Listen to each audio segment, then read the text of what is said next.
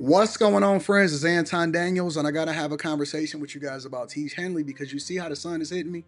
This is no finesse, no makeup, no filters, no none of that. This is 100% Tiege Hanley. I use it in the morning as soon as I get up, right after I pray and brush my teeth, jump in the shower, and I'm hitting the streets because you never get a second chance to make a first impression. So even though they're giving you 40% off your first order, 20% off for life, even though you may get a free gift, forget all that, right? Because we would do this even if it was full price because it's worth that much. I'm in the streets, I'm kicking it with people, and I see Dusties everywhere. You don't want to be them. You want to separate yourself.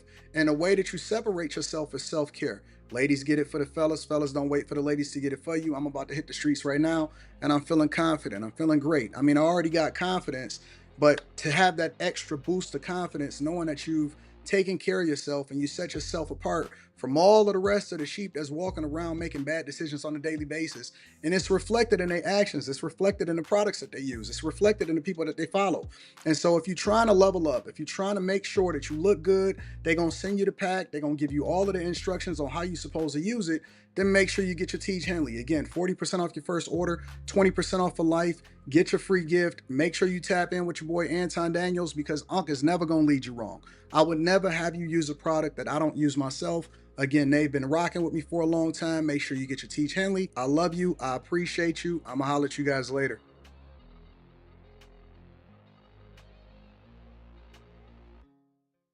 What's going on? Is Anton from AntonDaniels.com. I appreciate you guys for continuing to rock with me. Thank you for tuning in for another edition of the Millionaire Morning Show. I am your host, Anton Daniels. What up? What up? What up? What up? What up? Did y'all enjoy the show last night? I certainly enjoyed the show last night. I enjoyed participating on the show last night, and I hope that everybody is doing well. What's going on? Y'all wake up on that other time. Holla at us now. Will Nola, George Everett, Major Gaines, K. Cooper, your car in the building. Banks Hayes, Chris Cunningham, OJ's G Love, OJ's Glove. Jody said, we back, baby. Jude said, what up, Anton? Dan said, good morning to everybody. C Diggs in the building. Jen Encourages. I like that name. Will Nola in the building. Kim Brad, Onaka, Purple Haze. What up? Mick the Most, P. Dollar, Berta's Baby Boy. Bitcoin Brown says, what up to AD and the Chasers? Rod on Politics said, life is good. Loso's Way. Quentin, you can catch him tonight on the show. Tracy's Take. Brian Wilson. E.B. Miles Davis. Shout out to a different view says keep it real on them. Yannick Spaces, Chaz, Eric, Just a Brown Girl. What up, Brown Girl? I love you. They call me Mr. Bibbs. Slant sells cars. Boss like trucker. PJ Island. Styley. Nate Bit. What up, Gerald? Nahum D. Head Down Bag Up TV. Shout out to everybody that's in the chat, that's subscribed to the channel, that's participating. I appreciate y'all. I love y'all. We got a great show lined up for y'all today. We got a really, really deep dive, y'all. We're going to deep dive. We're going to learn some things today. We're going to have some accountability. We're going to learn some things, and then we're going to make some adjustments. What up, Jerry? What up to all of my friends?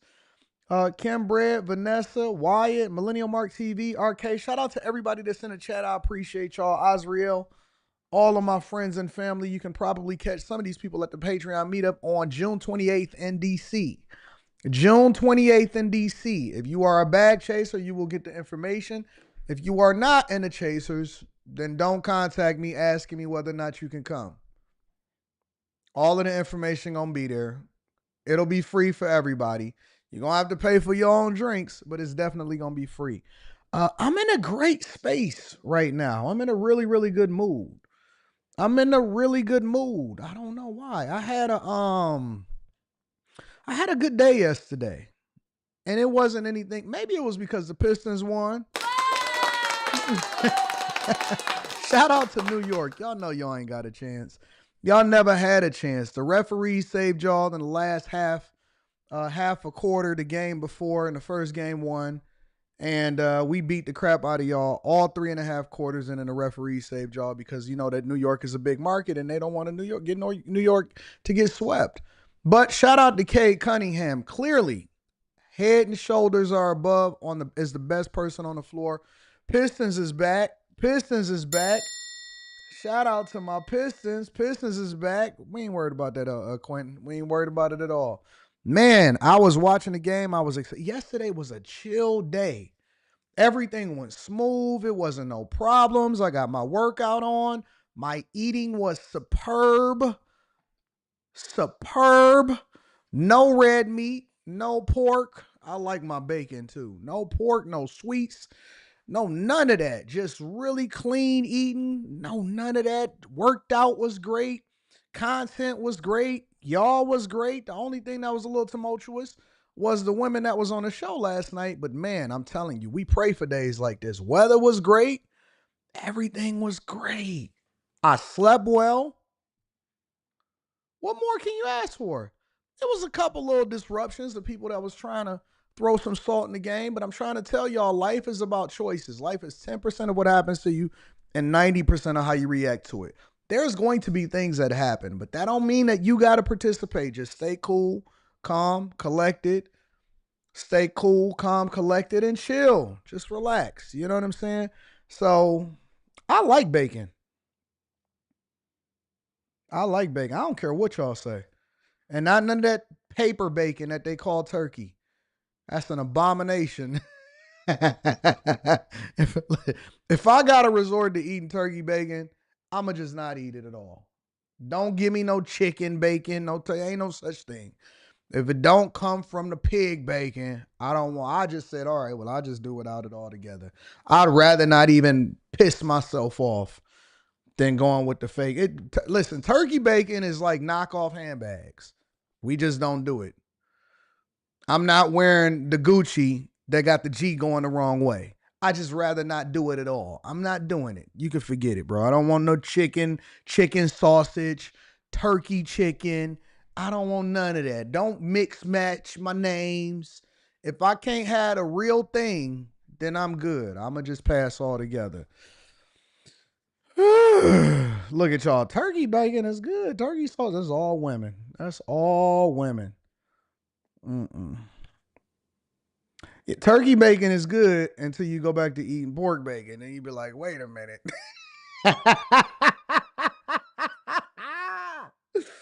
Turkey bacon is good till you get the real thing again. You be like, wait a minute. What did I just do to myself? I don't know if I just relapse. Eating pork bacon is like being an alcoholic. You know it's not necessarily good for you, but at the same time, just one more hit, one more drink. Make sure y'all hit a like for the algorithm. Subscribe. Somebody said if you want longevity, stop eating that bull crap. Man, suck on a fat one. I don't give a piss about what you're saying. By the time that we get 80, 88, 89, ain't nobody going to be checking for us anyway. Give me my best years doing what I want to do. Talk that nonsense. Man, listen, bro. I'm going to just be honest with you.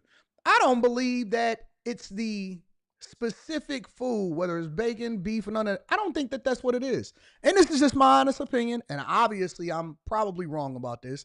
But hear me out. And then we're going to go ahead and get into the show. I don't believe that it's the actual item. I believe that it's the crap that they putting inside of it, the preservatives, the GMOs, all of that stuff.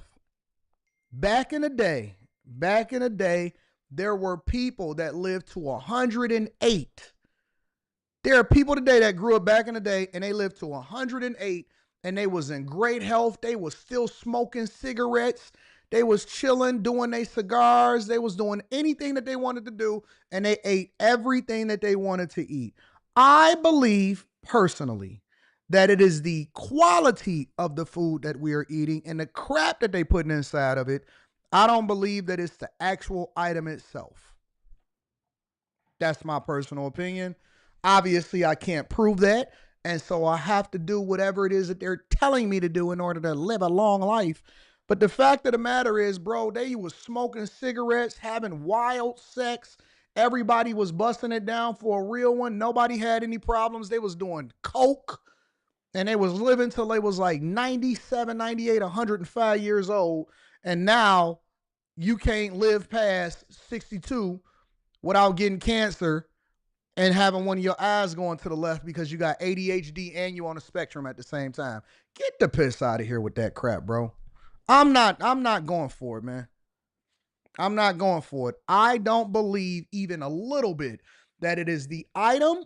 I believe that it is the crap that they put inside of it. All of the sugars and the preservatives and nitrates and red number nines and all of this stuff. I think they killing us on purpose, bro.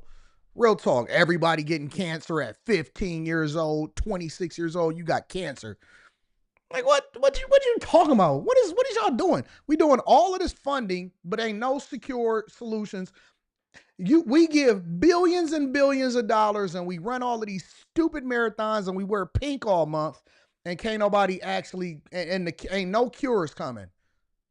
You doing the same thing you was doing in 2001. The same treatment. And then you got to deal with sepsis afterwards. Get out of here, bro. I ain't dealing with that nonsense. People was out here doing it and busting it down for a real one. And I'll tell you, listen, go outside of the country.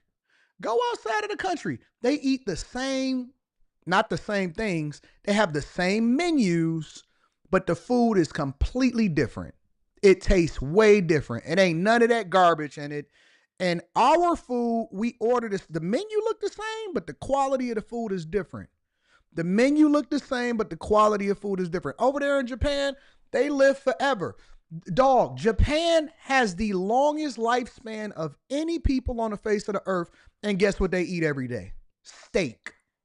And they eat the good steak. They eat the wagyu, the real wagyu, not the stuff that they put on the menu here. They eat the real thing. They certify their cows. They be regular as hell. They live longer than anybody else in the world. And they eat bacon. They eat steak. They eat all of the stuff that we supposedly eating, but yet we the ones that's having all of the problems. You can't eat a piece of leaf, a lettuce, without catching cancer over here in the United States of America. Man, I don't believe it, honestly. They eat everything. You said it, they eat rats, horses over in different countries and junk. They just be living forever. Y'all ever seen them cooking in India? Y'all seen any of them Indian cooking videos on Instagram or TikTok? And they be cooking with their feet, hands be dirty and all of this. I'm like, what in the devil is that? One of the only countries that I can guarantee you I'm never going to visit is India. Or maybe it's just certain parts of India. No street food from India for me. But my point is that, dog, they live forever. Unless it's some sort of genocide over somewhere, they don't have the same health problems. They don't have the same health problems over there. And they eat the same thing. Yes, and bro, if you go outside of the country, cigarettes are a thing. Cigarettes are a thing. I was over in Bucharest. Everybody smoke. I said, what is going on? It looked like 1986 how many smokers was over there in Bucharest. I thought I was going to get on a plane and they was going to be smoking on a plane.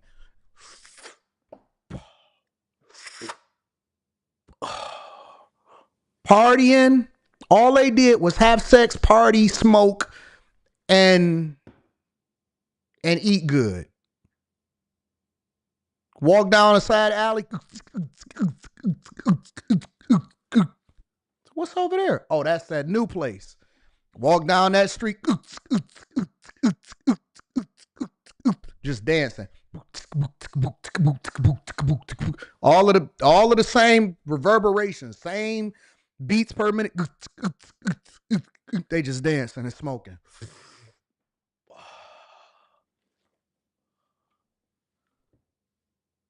What are we doing over here? What are we putting in our food? What are we put? Serious. The gang members ain't really gang members over there. The gang members are people that are trying to get you to smokes. Hey man, what y'all going for? I did the video over there. Yeah, they was throwing up. Yeah, man, we such. Yeah, bro, we got to go to work in the morning, but I can get the smokes.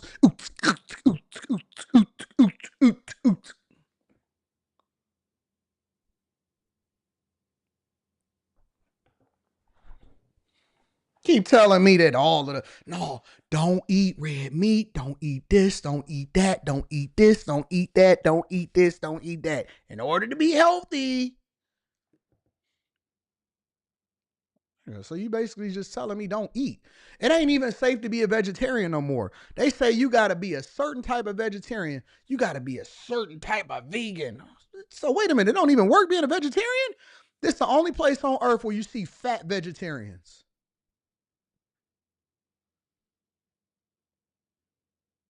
Ashley, am I wrong? No.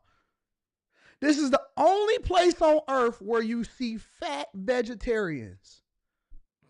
I'm a vegetarian. But you can't breathe. Why you a vegetarian? You can't breathe. I'm on plant-based only because that stuff that you eating. I'll be looking at them like, you got it, big dog. You got it, big dog. Only place on earth where everybody, the vegetarians, is bigger than the. We got more tarians over here than anywhere else. Vegetarian, pescatarian, meatitarians. Get the hell out of here, bro. Just give me some good old fashioned, non-GMO, non-red number 9, good old fashioned pork bacon. Get out of here with the rest of that crap. Anyways, what's up, my girl Mika in the building? Oh, shout out to y'all. Let me read some of these super chats. Fat vegans on Ozempic. Everybody got big heads and little bodies. And then all of the women is looking like ants. I was up there watching the game yesterday on the rooftop. A lady walked in just looking just like an ant. What the heck is that? Oh, she got a BBL. Well, did she get her legs sucked out too? Or did she just get her booty over big? What the heck is going on? How come when women get BBLs, give me a second. Why is it when women get BBLs, they don't say to their doctor, give me proportions. Make my body the proper proportions that it is now. Just give it a little bit of shape. And y'all will be straight. Give me a proportion. No, you gotta get extra round, extra lumpy, extra everything on your BBL salad. On your pizza, let me get mine super round. Bless my hips to go all the way out here. And bless and give me a booty that drops way down, and my waist and my shoulder lines are still gonna be broad. Give me a little extra fat under my arms right here. Suck my waist in really much, and then don't give me no etching and no sculptures, and then take away my belly button. I'll take that one. Yo, ma'am, what kind of BBL would you want?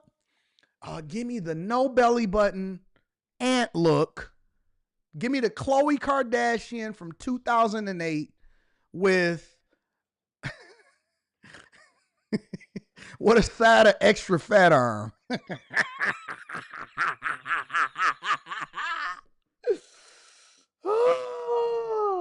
Give me an extra set of fat arm and no drop on the cuff of my butt. Just bless it. Just have it go straight out and make it look like a Minecraft character.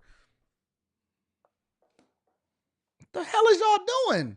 Who is going? Is your girlfriend going with you and saying, yeah, girl, that look good? So you just walk out the house every day and nobody tell you that you look crazy. Nobody tell you that you look crazy. All right, y'all. I'm sorry.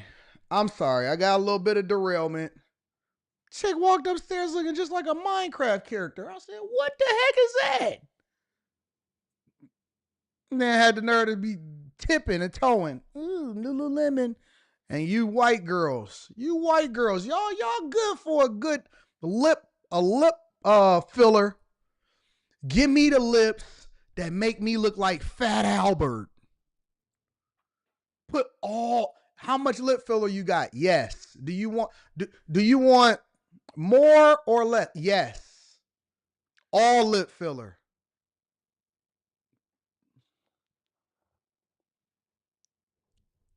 All you see is pink every single day. I walk outside and I see the latest white girl and you don't see no teeth, and then they put the liner all the way up to their nose They put the liner, all of the line, you know, that line that they got to make it seem like it's even more full. They put the line all the way up to their nose, and all you see is pink.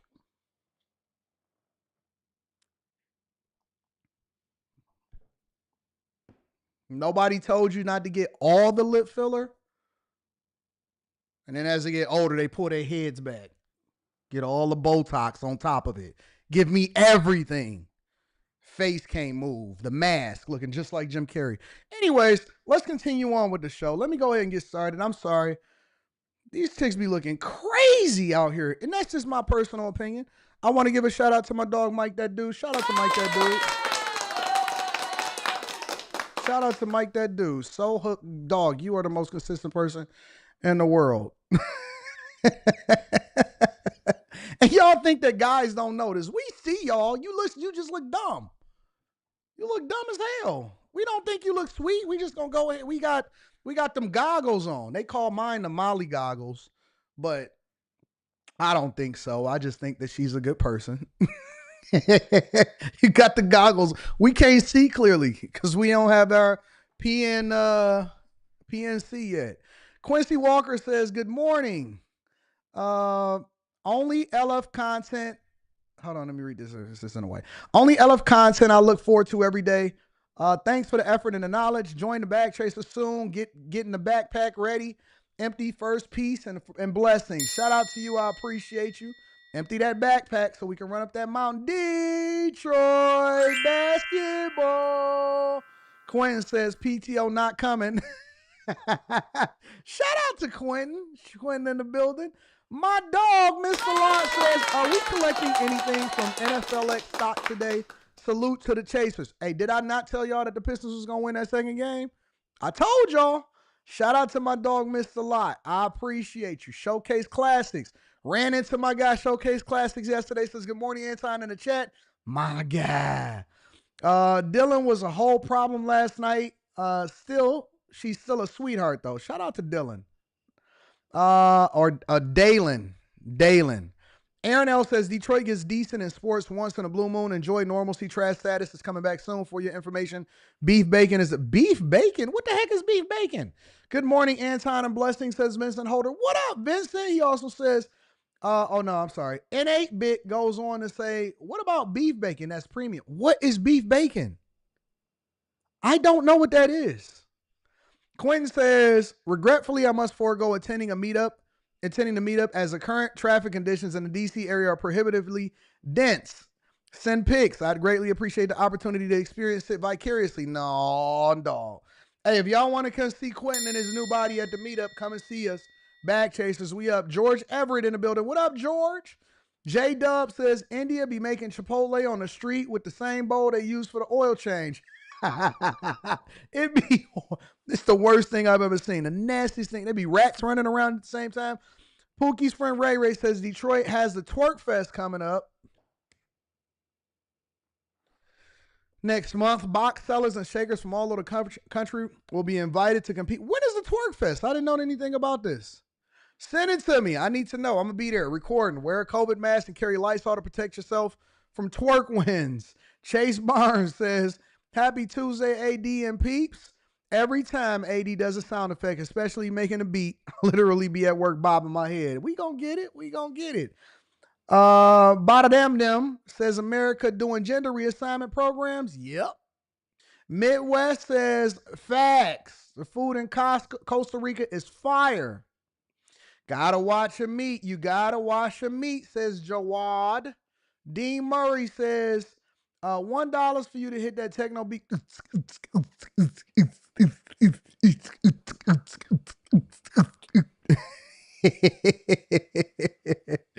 They get to the BBL buffet and go crazy like Mariah Mills looking dumb. James Watt says, morning AD, you are such a great inspiration. I worked 2 jobs for 2 years now, and I just purchased my first cargo van for my own business. #Chasers. Shout out to you, James Watts. Congratulations. Mr. Lott says, and now she built like a cricket. Man, listen, bro, a cricket bat. Jesse, what up, Jesse says, ooh, this is my jam. I make a mean pizza from scratch. The dough is only 5 ingredients: water, yeast, white sugar, flour, salt, and olive oil. Also, the purge now, and then I can skip out on leavening agents. Shout out to you. EB Miles Daly says, fist pumping techno beats got me rolling.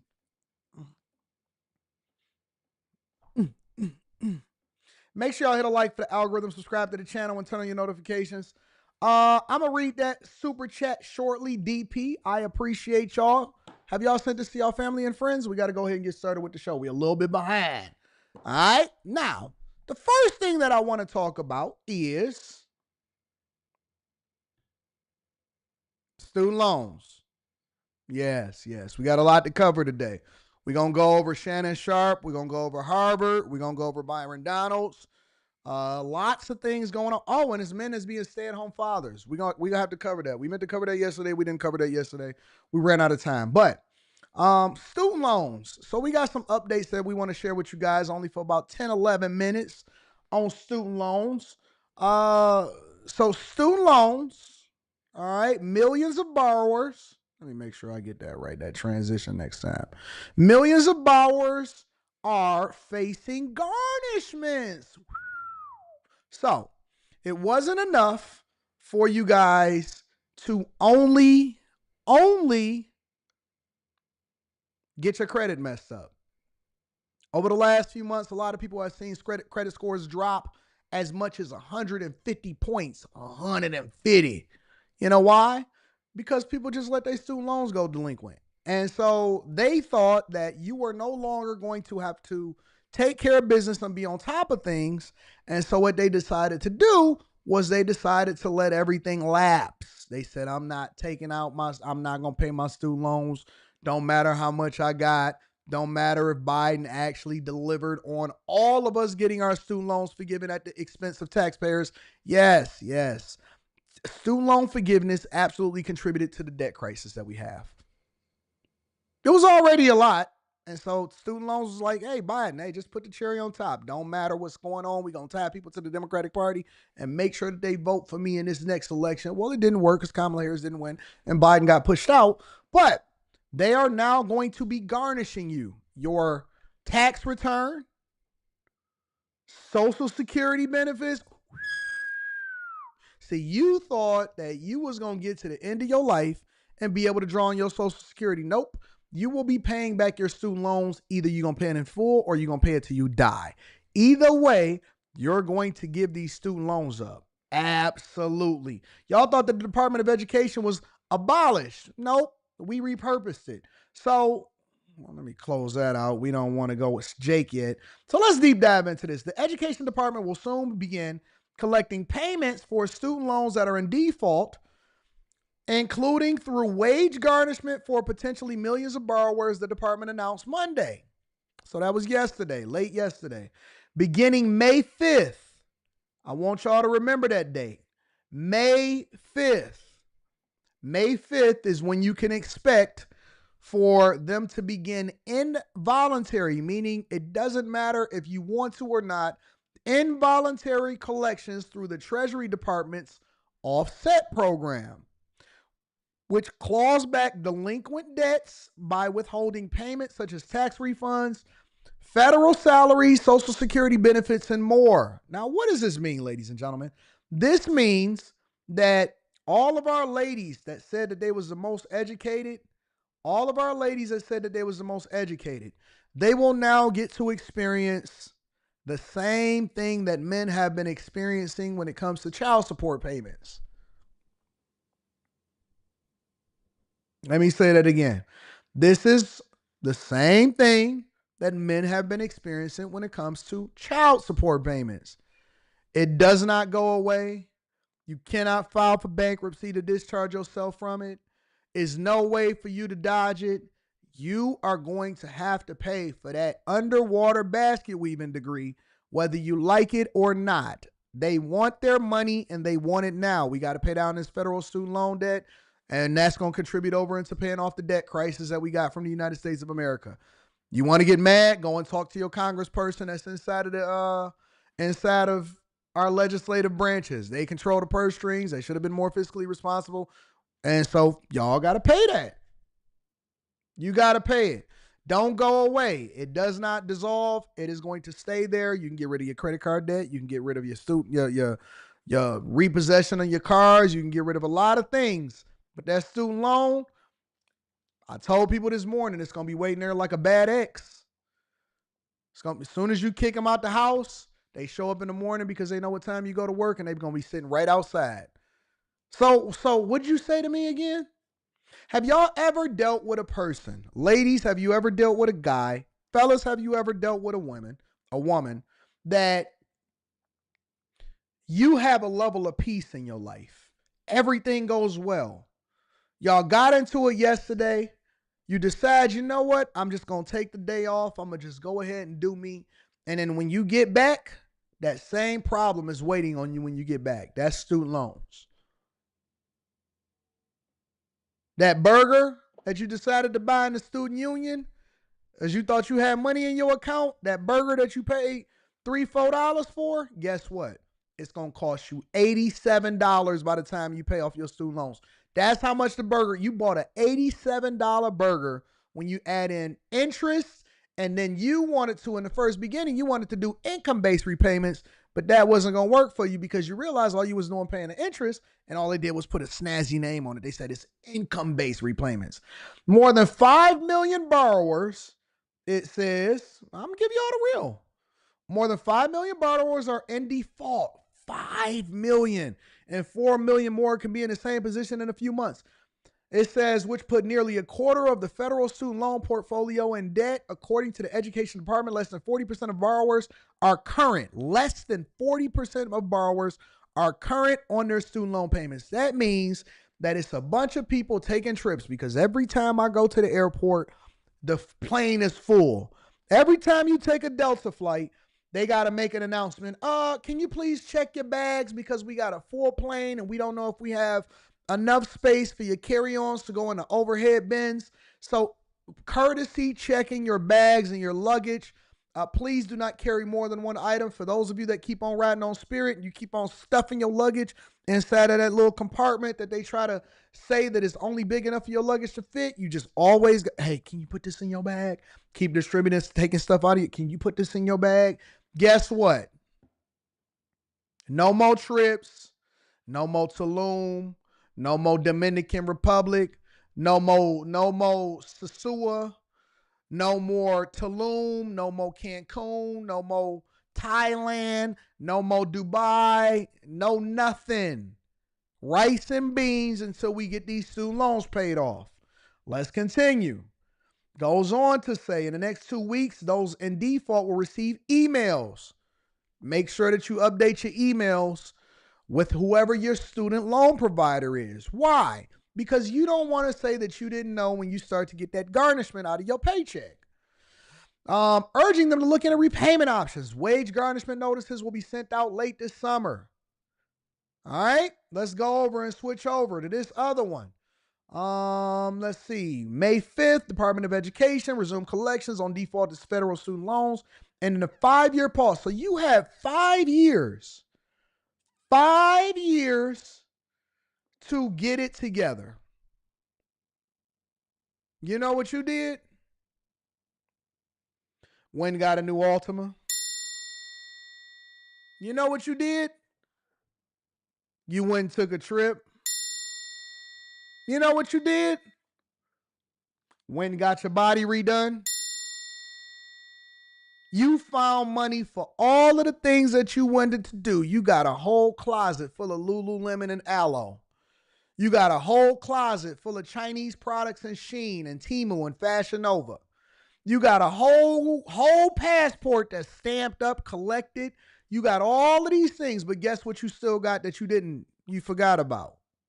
Because now that you're sitting here telling us, you know what, life is so unaffordable, I can't figure it out, whatever, so on and so forth. You know what that is? That's you meeting fate. You bought everything that you wanted to do. You traveled, you did all of the awesome stuff. You got some money from some men, you took care of business, and now And now you are still sitting on that student loan debt. 5 years. I told people a long time ago, I said, listen, fam, and people know, there's some of y'all that ain't got no debt. I told people a long time ago, I said, listen, Anton, and this is the questions that they was asking me during that time.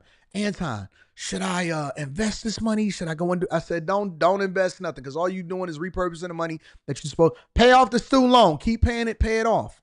Well, why would I do that? Because it ain't no interest on it. That means that everything that you're paying is going towards the principal. It's people in this chat right now that told me, they said, Anton, I'm going to just hold on to the money that I would use to pay it off because I think that Biden is going to give me student loan forgiveness. It's people that are going to be getting their wages garnished. I remember like it was 2021 and y'all was coming up here asking me questions. Man, I'm going to hold on to the money. I'm going to invest it. And if I just so happen to pay my student loans, if it come back up, then I'm going to take that same money that I put to the side and I'm going to put it on student loans. This is why I tell y'all to get a 15-year mortgage instead of a 30. Because y'all keep lying to me, telling me, no, Anton, I'm going to get a 30 and I'm going to just pay it off in 10 or 15. No, you're not. No, you're not. You never do. Nothing that you've ever said that you was going to do early, you did it. You ain't even getting to work early on that new job that you got that you was begging for, and you still 15 minutes late. Don't even matter what time you wake up. You ain't never been early in your life. You ain't never been ahead in your life. But some reason, somehow, you going to make the adjustment and you was going to pay it off early.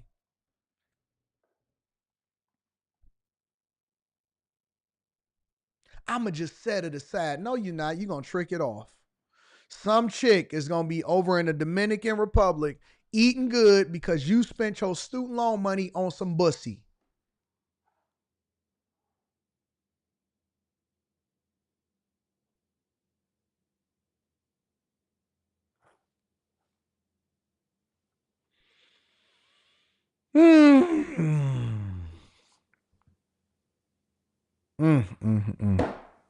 That's the gist of it.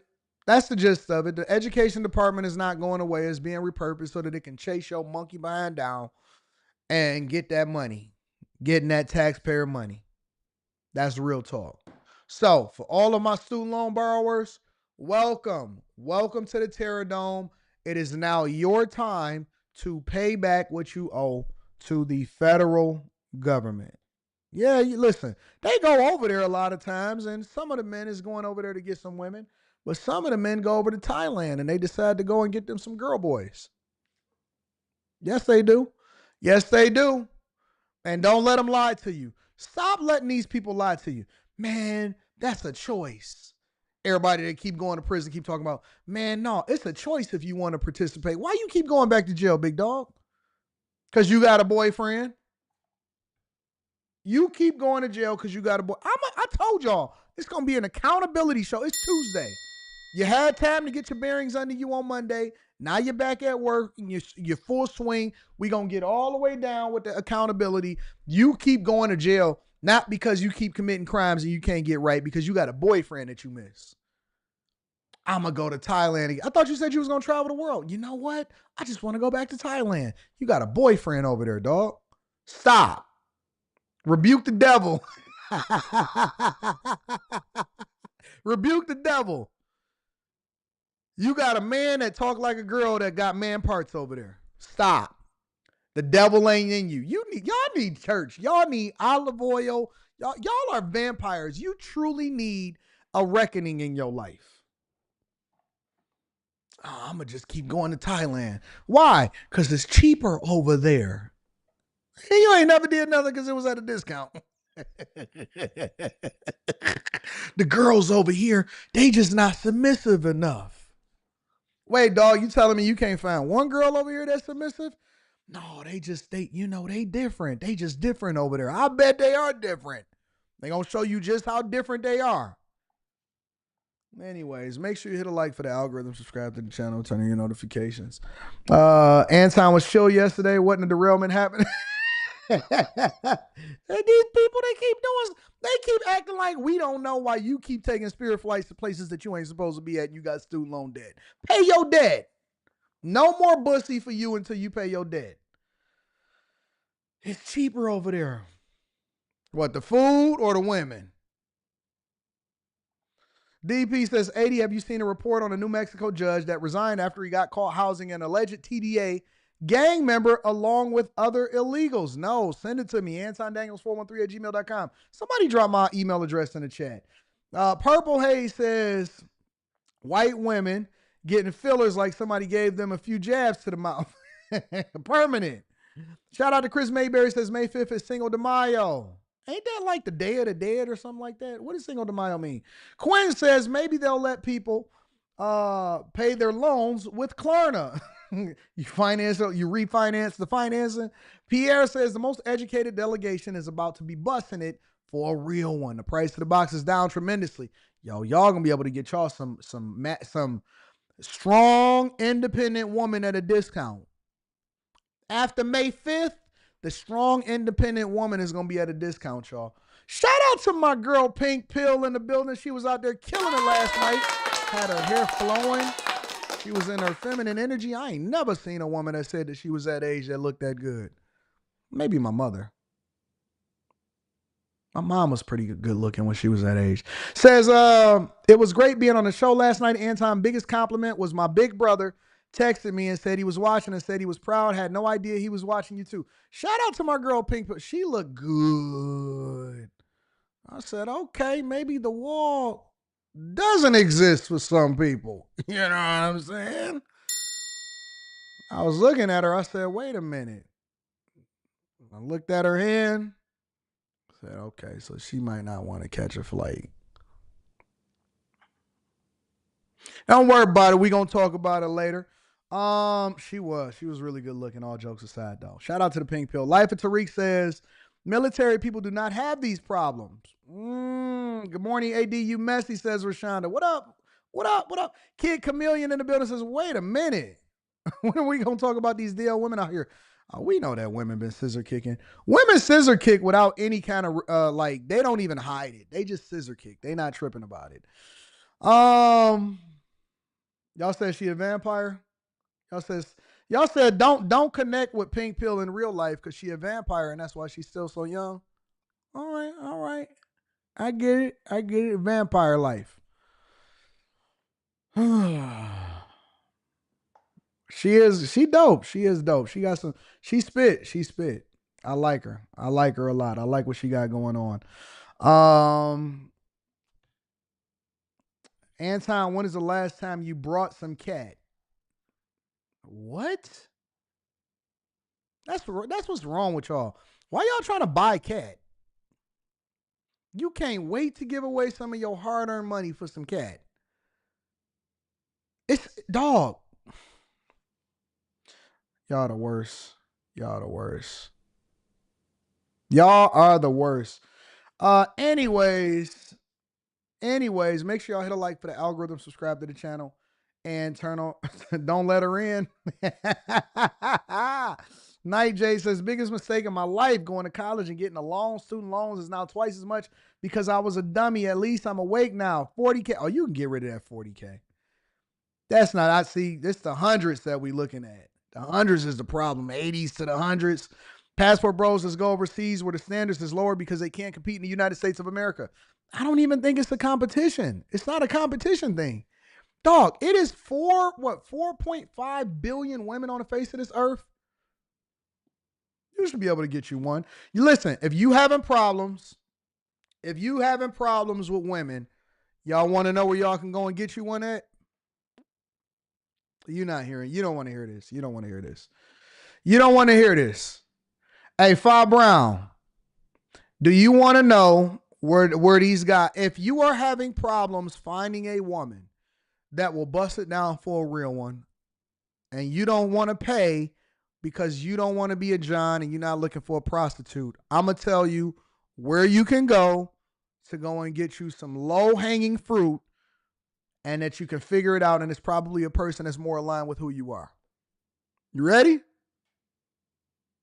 I tell y'all what. Get the likes up to 1,000. Get the likes up to 1,000. We got over 3,000 people in here as of watching this video. No, it's not church. It's not church. It's not white women. They could be white. Not Whole Foods. Not the student union. Not Kroger's. Get the likes up to 1,000, and then I'll tell you where you can go and get you some low-hanging fruit. Low-hanging fruit. All right now. All right. Make sure y'all hit a like for the algorithm. Subscribe to the channel and turn on your notifications. All right, y'all. Let's go ahead. When I see the likes over 1,000, then I'll tell y'all where y'all can get y'all low-hanging fruit at. All right, y'all. We got to go over Harvard before we get over into, I think Los Angeles got layoffs and stuff like that too. Let me see where we at. We at 808. We at 808. So we need 192 more likes, and then I'll tell y'all where y'all can go and get y'all some low-hanging fruit. Trump is saying that it's over, no more free rides over at these major universities and these PWIs. And Harvard is now trying to sue Trump for the lost dollars that he has now reserved from them because they failed to meet the expectations of what he would like in order to continue to distribute funds over to these universities. Make sure y'all hit a like for the algorithm, subscribe to the channel, and turn on your notifications. I see us at 870. We are 130, 899. Okay, well, I might as well just wait because it sounds like y'all really want to get to that low hanging fruit. Let me just wait for him. 935. Woo! See, when y'all are a mess. Y'all a mess. When I tell y'all to hit a like for the algorithm, normally you want to be lazy. Oh, Anton, I'm watching it on the TV. I can't really find the remote control. Now all of a sudden you want to know where the low-hanging fruit is. So I had to trick you to do the thing that you were supposed to do. Every morning I tell you, hey, man, look, we already at 987, about to be at 1,000, 13 left. Every day I tell you, hey, man, your reasonable service is to hit a like for the algorithm, subscribe to the channel, and turn on your notifications. No. Okay, y'all want to know where some low-hanging fruit is, where you can go and get some box? Look at it, all the way over 1,000 now. Now they want... Hit a like for the algorithm. Hey, what y'all doing? Why y'all ain't hitting a like for the algorithm? Y'all the worst. I got some Room 9 degenerate audience members watching me.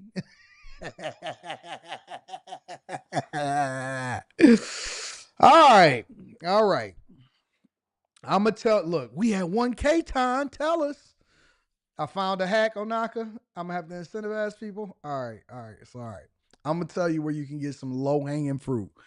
The lowest of hanging fruit as far as the standards. They don't require anything. You want to know? Let me zoom in. This is where you can get the lowest hanging fruit. We got an upcoming event, and it's going to be in your city too. They go all over. Go to Comic-Con.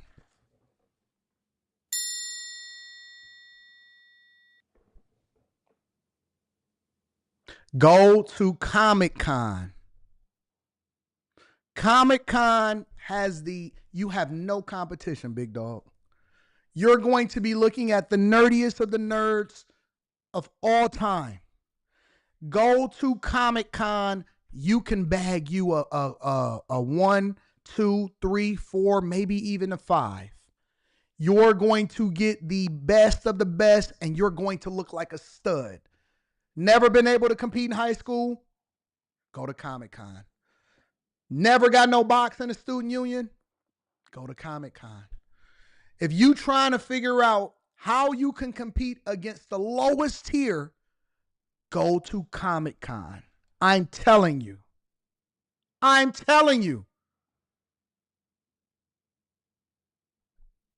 See? DJ second, no. Comic-Con be slapping. I'm right. I wasn't going to finesse y'all. I was going to really tell y'all and get y'all the game. I was definitely going to tell y'all, dog, you go in, you put you on a Mario outfit, not Luigi. Don't be the dummy. Don't be the dummy that's trying to be unique. Go to get you the #1 player outfit. Get you a Mario, right? If you a big man, right? If you over 300 pounds, you Donkey Kong. Don't be Diddy Kong. Be Donkey Kong. Diddy Kong kind of represents, oh man, I'm still in a childhood phase. I don't want to admit that I'm a big guy and I'm over 300 pounds. Embrace it. You Donkey Kong. Get you a haircut so you will stand out from the rest of the nerds. You Donkey Kong. Not Diddy Kong. Donkey Kong.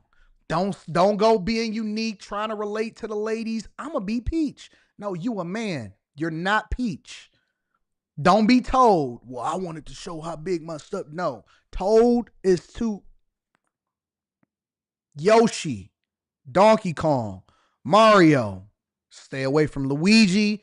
Diddy Kong. Toad.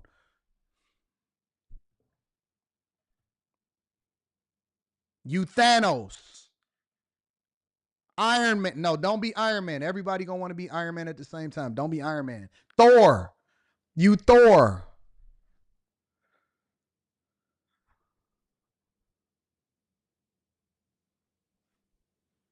Don't be Goku. Don't be the ones that everybody, I'm gonna power up on you. Don't be those guys. Be a classic character. You got swag. You chill. I'm classic. I'm mysterious. I'm embracing who I am, but I got a fresh cut. I'm confident.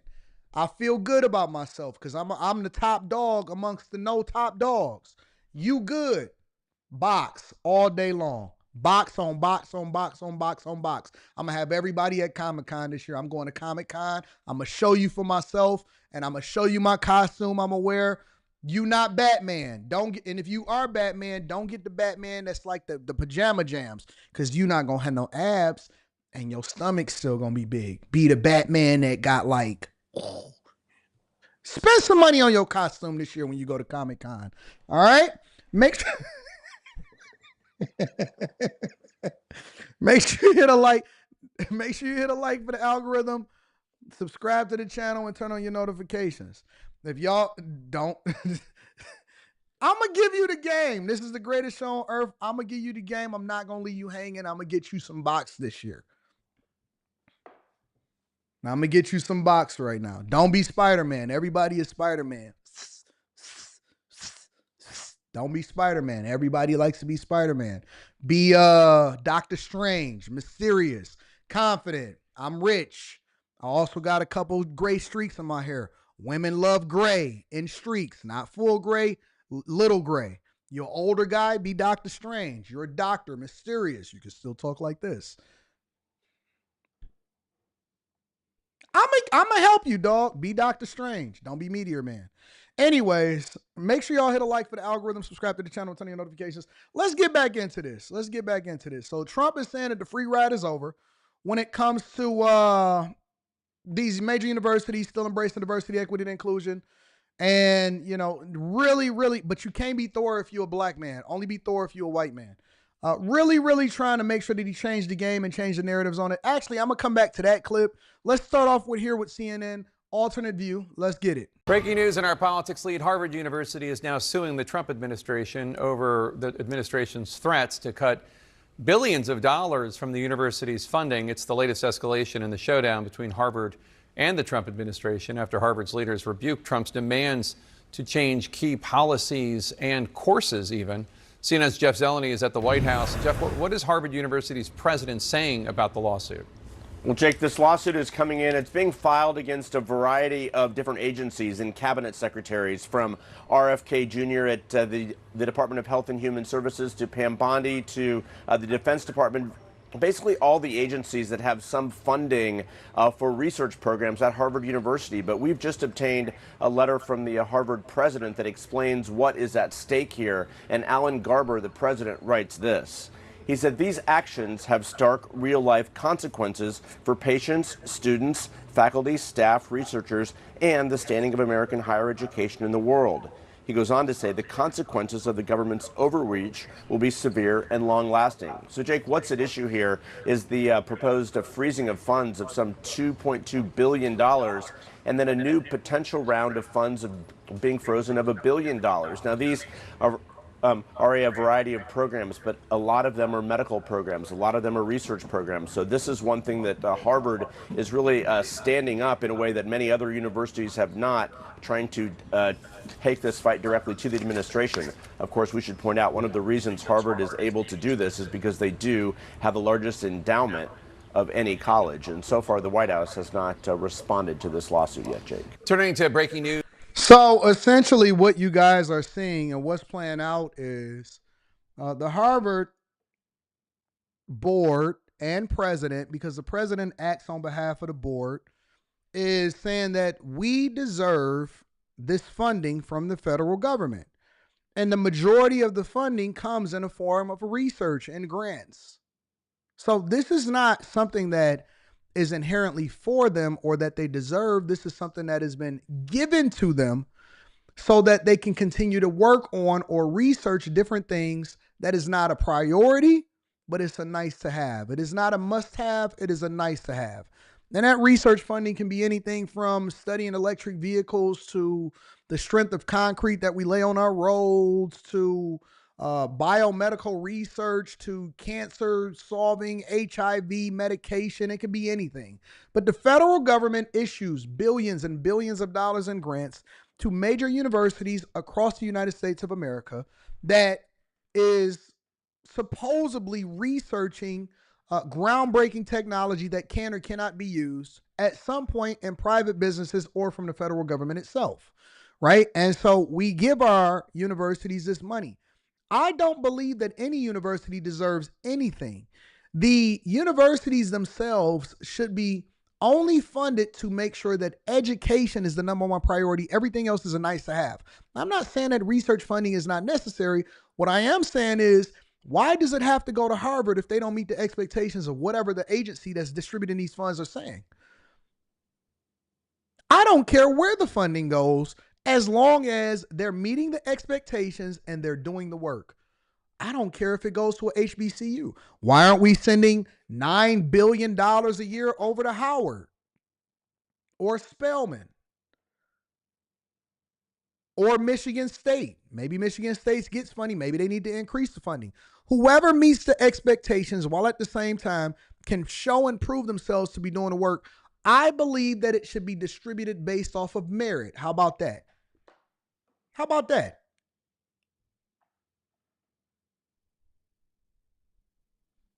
It should be distributed based off of merit. It should not be because you are just Harvard. If you are the college that meet the expectations and you can qualify for these grants and this funding, then sure, get it as long as you meet the expectations of whatever the federal government is saying. But no way in hell do you tell me that you deserve it and that you're going to sue for money that you believe that you deserve from the American taxpayers. Where they do that at? Somebody says you're comparing Harvard to an HBCU. Why wouldn't I? It's an institution of higher learning. It depends on whatever it is that they're researching. Maybe Harvard can do a better job at this particular thing, or maybe this university or this HBCU can do a better job at this particular thing. See, the fact that you just completely disregard an HBCU, which I'm not necessarily a fan of HBCUs per se, I think is discriminatory in itself. But if they were able to meet an expectation, and this is the example that I'm using, then I think that merit matters more than whether or not you are standing on diversity, equity, and inclusion in itself. My point is that an institution of higher learning should qualify the best candidates, not necessarily pick people based off of their race, their gender, or their sexual orientation.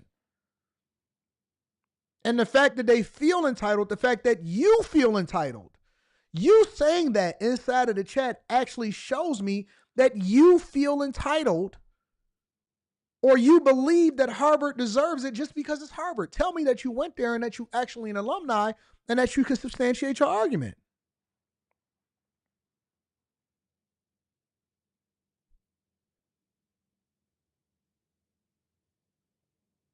That's what they don't understand, Christopher.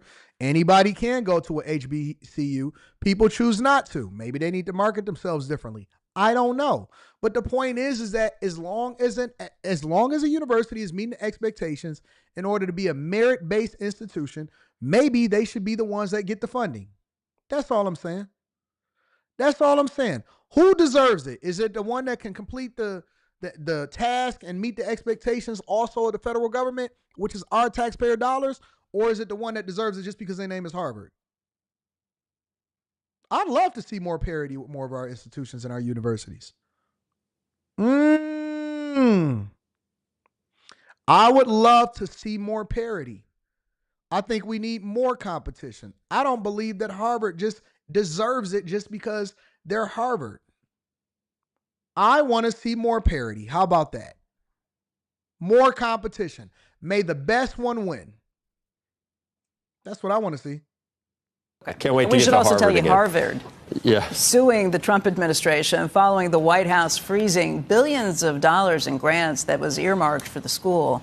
The lawsuit accuses the administration of flouting the First Amendment and asks a federal judge to declare President Trump's freeze order unconstitutional.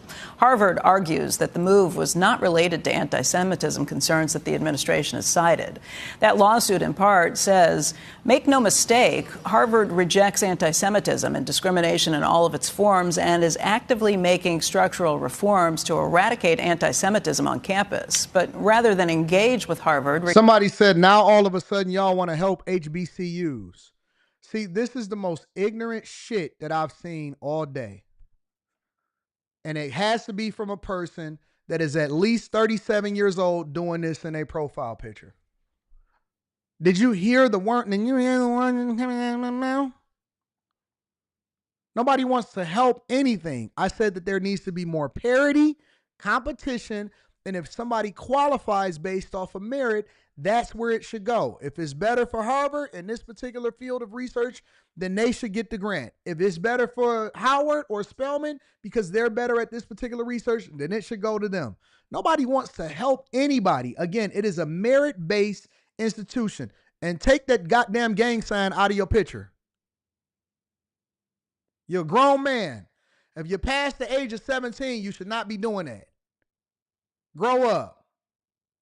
Regarding those ongoing efforts, the government announced a sweeping freeze of funding for medical, scientific, technological, and other research that has nothing at all to do with anti-Semitism. In a new statement, a White House spokesperson says taxpayer funds are a privilege and Harvard fails to meet the basic conditions required to access that privilege. We should talk about this. The thing, and I don't know, Becky, how you feel about it, though, and we've talked about the anti-Semitism piece of it for weeks on end. The truth is, if you look at what the government has said and what the president has said as it relates to Harvard, anti-Semitism is only a small part of it. What they're really trying to do is change the structure of Harvard and change who they hire, how they hire, what they do, and a lot of it has to do with ideological beliefs. And he has made it clear that it's actually in large part about ideological beliefs, about the professors that are being hired, the students that are being recruited, all of those things. That is where the free speech piece of this is complicated. That is where the free speech piece of this is complicated. He's got about six things, at least six institutional entities in mind that he is not happy with and wants to disrupt, including media, including law firms. Correct. Including, and I think, and we'll see what courts ultimately think, that perspective is not constitutional. Not to say that I don't agree that the Ivy League and a lot of higher institutions have totally lost their way, and I don't like what's happening to I'm not saying that they're perfect. I think they could be a lot better. They're not just not perfect; they're hideous in terms of who's hired and the dogma that's institutionalized. Once you're in, you can't get fired. Right. And why do you think we have such problems with anti-Semitism? Because all these wacky, crazy stuff is institutionalized. I agree with you, and that's who you hire, and it's incestuous. And then the people that you hired 20 years ago that were like that are hiring more people that are like. So what do? You just let it continue? And well, first of all, I think it's actually shifting. You know who you can ask? Linda. Shout out to the grown men in the chat saying, I could throw up whatever I want to, make me. Listen, I'm not going to make you do anything. It doesn't matter. You watching me, I'm not watching you. If you want to be the person that show up to every event still looking like you 13 years old, fresh in your white tee. Yup, in my white tee. If you want to be a person with Arrested Development, go ahead. Somebody needs to tell you grown, ignorant, stupid, dumb black men that ain't doing what they supposed to do. Not all of us is not doing what they supposed to do. You are a bad representation of who we are. And if you want to continue to be the ignorant fool that you are, then I'm going to call you out for it. What you think that you're not going to get the same kind of smoke because you're a man? You think that I'm not an equal accountability smoke giver? I'm absolutely exactly that. I want you to go out there and look like a fool with your dumb ass still throwing up gang signs in your picture. That's why you still work at CVS. That's why you got a boyfriend still in prison that you're going to go and visit. That's why y'all got kids out of wedlock, because if you are a representation of exactly who you show yourself to be inside of that profile picture. And every time somebody try to help y'all dumbasses, you always getting offended. Who you talking to? Don't step on my shoe. Don't nobody want to step on them little busted ass black Air Force Ones and you still wearing Timbs. Grow up. Grow up. Grow up. I said it right to you. Grow up. I know you're not educated. I know you stupid. I know you dumb as hell. I know you can't even read past the 3rd grade level because I'm looking at the way that you're typing in the chat. I know you dumb. I know you stupid. I know you are a buffoon.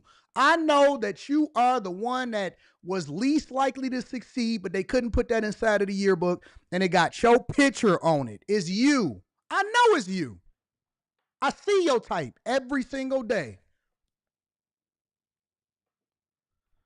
We don't glorify your trash-looking behavior no more. Man, Anton always talking down on us. I know, because you all the way down, and I'm trying to get you back up, but you want to fight it out. Don't worry about it. You couldn't even get past my security. You couldn't even get in my building. They don't let people like you in the neighborhood. As soon as they see your Chevy Caprice with 32s on it, you're going to get arrested. They're going to stop you right at the light. They're going to take you to jail for no registration insurance and for having a warrant in whatever state that you were in. They're going to call them. They're going to say, hey, do you want to come and pick this guy up? Because I know that he got a warrant in your city. I know what's going to happen. Don't worry about it. If you come and talk to me in person, it's a trap. It's a trap for you. I see. Wait a minute. Do you guys got him? Yeah, let me check him. Back child support, driving without a license, pistol. Yep. Go ahead and give him 5 years so he can go and visit his boyfriend again.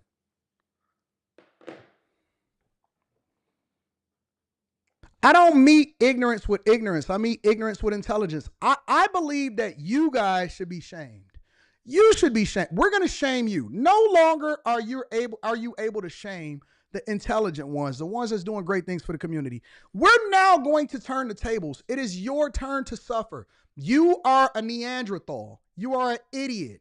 You are dumb. It shows in the way that you communicate, and it shows in your speech.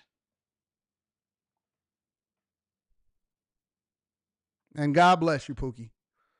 Man, to see whether saying that, it's a privilege to get taxpayer grants and taxpayer dollars, I don't know if you can argue that on First Amendment grounds. They can say whatever they want. You just don't get any. Still selling nickel bags and dime bags. I got a dog.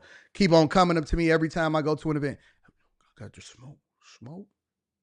Every time I go down to Miami, walking down the street, riding a bike with no shirt on. Smoke. I got smoke in my backpack. We don't do that no more. We grown men. Time to evolve. Just don't get any taxpayer money if you're going to do that.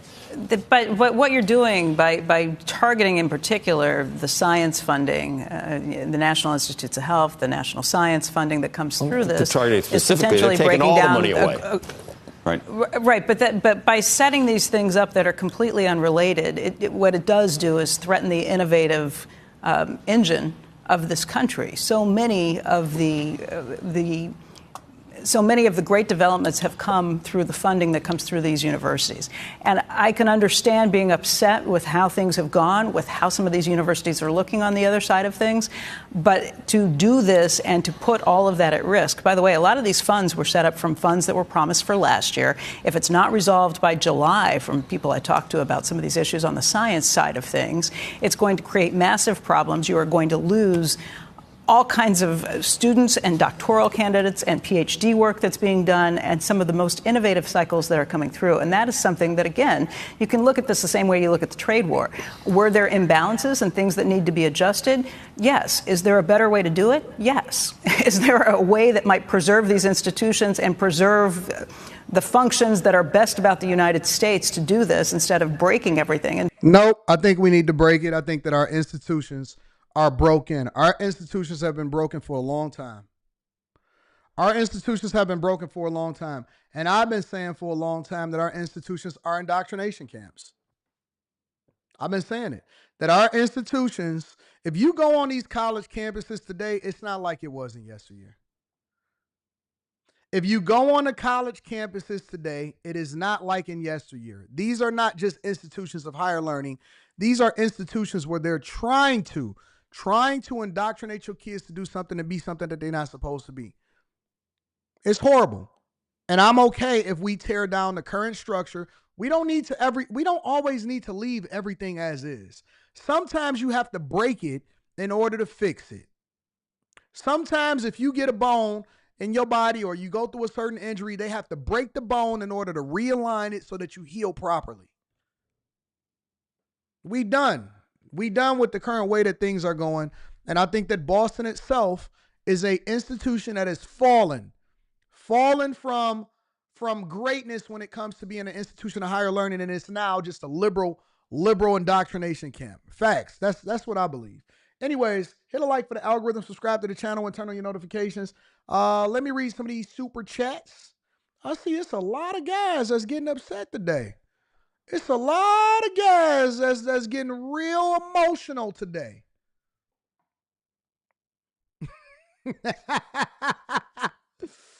Oh, they in their feminine energy today. Typing hard in the chat. Never thought that you was going to be a chat hard type chapper. Hard type chapper. Never thought that I would see it be you. If your homeboys on a set in the hood knew that you was typing hard in my chat, they would be all over you, bro. They would be all over you. Just dog, put the Obama phone down and go and kick it with your homegirl, bro. Get on your job.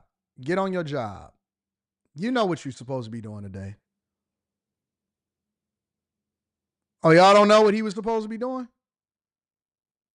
Dog, it's almost a new round of social services that's going to be going out. She about to go get her food stamps. You supposed to be at the gas station selling them food stamps and getting 2 for $1 on the dollar, possibly getting 2 for $1, 4 for $10 on the dollar. You know you got to go and hang out at the grocery store and say, hey, man, I'll get you your groceries. I give you, whatever you get, give me half. Give me half in cash and I'll pay for it with the card, with my girl's card. That's your card? No, it's my girl's card. She gave me the code. She gave me the 4-digit PIN number, though, and I could just go ahead and get your groceries for half. You know what you're supposed to be doing, bro. That's your job. That's your job. That's the way that you think that you're a provider. And I need a submissive woman so I can go out there and sell her EBT and her food stamps to make sure, because I'm bringing in the cash, dog. I'm bringing in the cash. Word of the day is J-O-B. And then keep on listening to all of these segments that I'm doing on the Millionaire Morning Show like he can relate. Yeah, but see, that's why I said, that's why I didn't go to college. Because ain't nobody about to take out these student loans. Look at all of these modern women. They just keep on stealing my talking points. They the most in debt and the most enrolled, even though they sitting here talking about they don't want a man. Can't believe these women. Kevin Samuels was right. Kevin would be rolling in his grave if he seen what these women was acting like today. Nigga, you can't relate to me. You can't relate to people that can really get it, that's rich. Stop acting like you a part of the crew. You just here. You don't have the same opportunities. Yeah, because, when I get myself together, I get my $15 up. I'm definitely going to be joining the Bag Chasers time. It's coming. Give me 3 more months. I'm a get my $15 up. And I know you're going to be giving me a seat at the table, dog.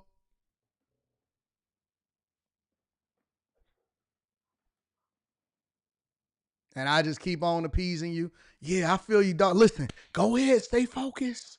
Stay focused. Get on top of it.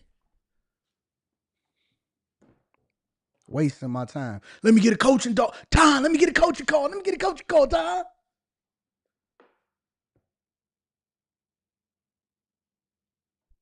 I keep telling Rita, hey, he gonna be reaching out again, but he don't even have his GED yet, but he want a coaching call. So just keep telling him that we gonna move him to the front of the line and we gonna get to him when we get to him.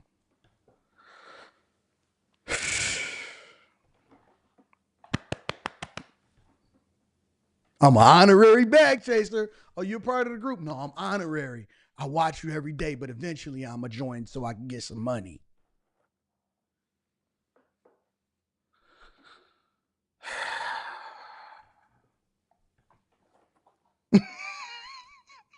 I could do this all day.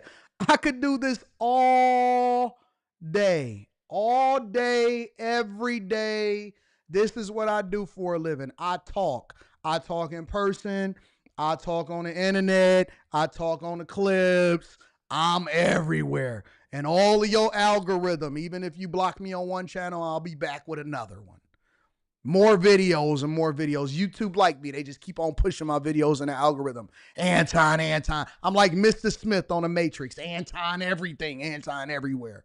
Even if you don't see me, you're going to see somebody that's talking like me and using my talking points. And you're going to see people that's creating duplicate pages of me on TikTok. And they're going to be putting my clips up. And there's never going to be a place that you can't see me. I'm everywhere.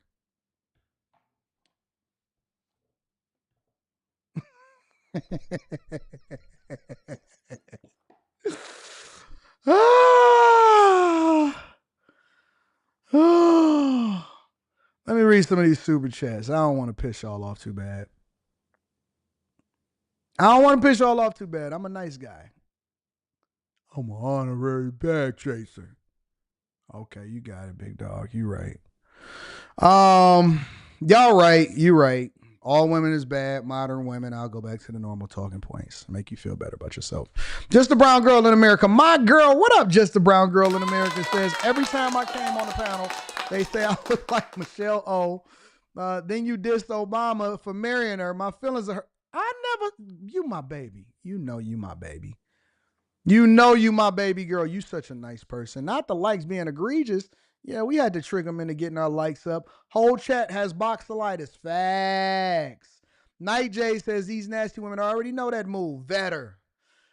Vito Royale says Anton about to have a Comic-Con busting this year. Oh, we about to run up in Comic-Con and we turning it out. That's probably going to be the first stop of the tour. SRT Zoe says, I was dusty last year. I've been following Anton. Went from Democrat to Republican and went from victim to making cheese. And you got your high school diploma before you didn't. You know what I'm saying? Thomas Washington says, the nerdy chicks are the ones with student loan debt. You'll clean up as Luigi at Comic-Con.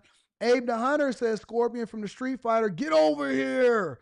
Danny Shade in the building says, doesn't Harvard have one of the largest endowments in the world? I think it's like 53 billion. 53. Let them use some of their own endowment. Not Donkey Kong, AD. It's too early in the week. Let them go as Donkey Kong. J-Dub says, when the FTA and the FRA hand out money for infrastructure and rail projects, they give you strict guidelines to stick with. And they conduct monthly audits with assigned project managers. They do. They do. Shout out to Aaron L. Says Comic-Con has some dimes over. See, some people know. Some people know. Young Fifth, put the fries in the bag, says Mo Wellness. Quentin says, refrain from disparaging those with arrested development. Empathy towards the neurodivergent and the underserved is both humane and imperative. Quentin is trying to trick people up. This is how you keep getting Q on Monday nights. Black Order. Shout out to the Black Order. Says Shay Lawyer showed the text of the girl asking to be choked during. It's going to be one of them ones. Yep, I'm about to go into Shay next. Champ Lou Poppy says Tim's catching strays is it's crazy. I just don't like it when they wear them in the summertime, the black ones. You're mean, says Quentin. Ivy League says, hey, what he riding again? A Chevy Caprice Classic on 32s with sounds in the trunk. In a Kenwood stereo face-off. in the front. Anton, all these dudes think they gangster till they're in prison and getting their booty taken. Oh, T. Oh, T. Woosah, says brown girl in America. Listen, I'm just playing. I don't want no smoke. I'm over here laughing my A off at AD. You can't even get past my security. The elitism in that comment, I love it. F that gang sign, throw a mother F. Yo, we done with broke. We done with broke. Ryan Powell says, Loaded Luck said it best. Look at you. Emotional king. Emotional. Raphael, shout out to Raphael, says smooth with his words. They hidden. And he gets down in the roller rink too. Dang, AD, I'm trying, bro. I'm trying.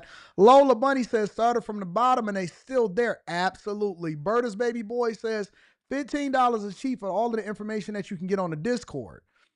They don't know. They don't know. J-O-B. Just overbroke. Shout out to Mark Evans, a bag chaser in the building. Appreciate you. Arturo React says Cabin Samuels was right. Honorary bag chaser. I'm going to need that coaching card, dog. This is the greatest morning show on earth. Vaughn says, I just blocked you, and here you go again. Facts. I'm right here, Vaughn. I'm always going to be here. J-Ben says that 10-day contract gets signed yet? We talking about it. We talking about it, J-Ben. Now, J-Ben, my dog. Shout out to my people over there in the AZ. But J-Ben ain't even from the AZ. J-Ben is out. See, J-Ben went over to the AZ to take over. I know what he's doing, especially with them cars. Shout out to my dog, J-Ben. Mr. Lott says, nah, he'll go and try to dish you on his mixtape. Good. He can get 13 subscribers. Anton Daniels in my Agent Smith voice. Will the CNA says, P. Shank says, good morning, Mr. Anton Daniels. What up, P. Shank? And my girl, Danny Stay says, Tim's in the summertime, his criminal feet smelling like vinegar with no socks on. Make sure y'all hit a like for the algorithm, subscribe to the channel, and turn on your notifications. Before I get over into the Shannon Sharpe thing, I do want to get one more thing when it comes to these cities and major universities and public institutions that are actually ruining America. All right, so just give me 10 minutes on this one. I promise you we only going to go 10 minutes on this one. I want to bring to the front of the congregation none other than Karen Bass. Now, the reason that I think that Karen Bass needs to be brought to the front of the congregation is not just because she's doing such a horrible job over in Los Angeles, but also because she's largely escaped the wrath for all of these years, especially during the Biden administration, for being one of the mayors that were in support of and actually advocated for illegal migrants to come to their city. Yes, Los Angeles is a sanctuary city right along with Chicago, right along with New York, right along with Houston was, right along with Boston, right along with all of these other major cities, Denver. So instead of her also sitting in front of Congress being grilled as a result of hosting and advocating for illegal migration into the country, she largely escaped it. Why? Because she's always conveniently in some stuff. Right? During that time, it just so happened to be the Los Angeles wildfires. So we couldn't bring her to the front of the congregation because she was busy getting berated by President Trump when the rest of her colleagues was over at Congress getting grilled by the likes of Byron Donalds. But she's always escaped. She was one of the mayors that signed the letters also. She's always escaped.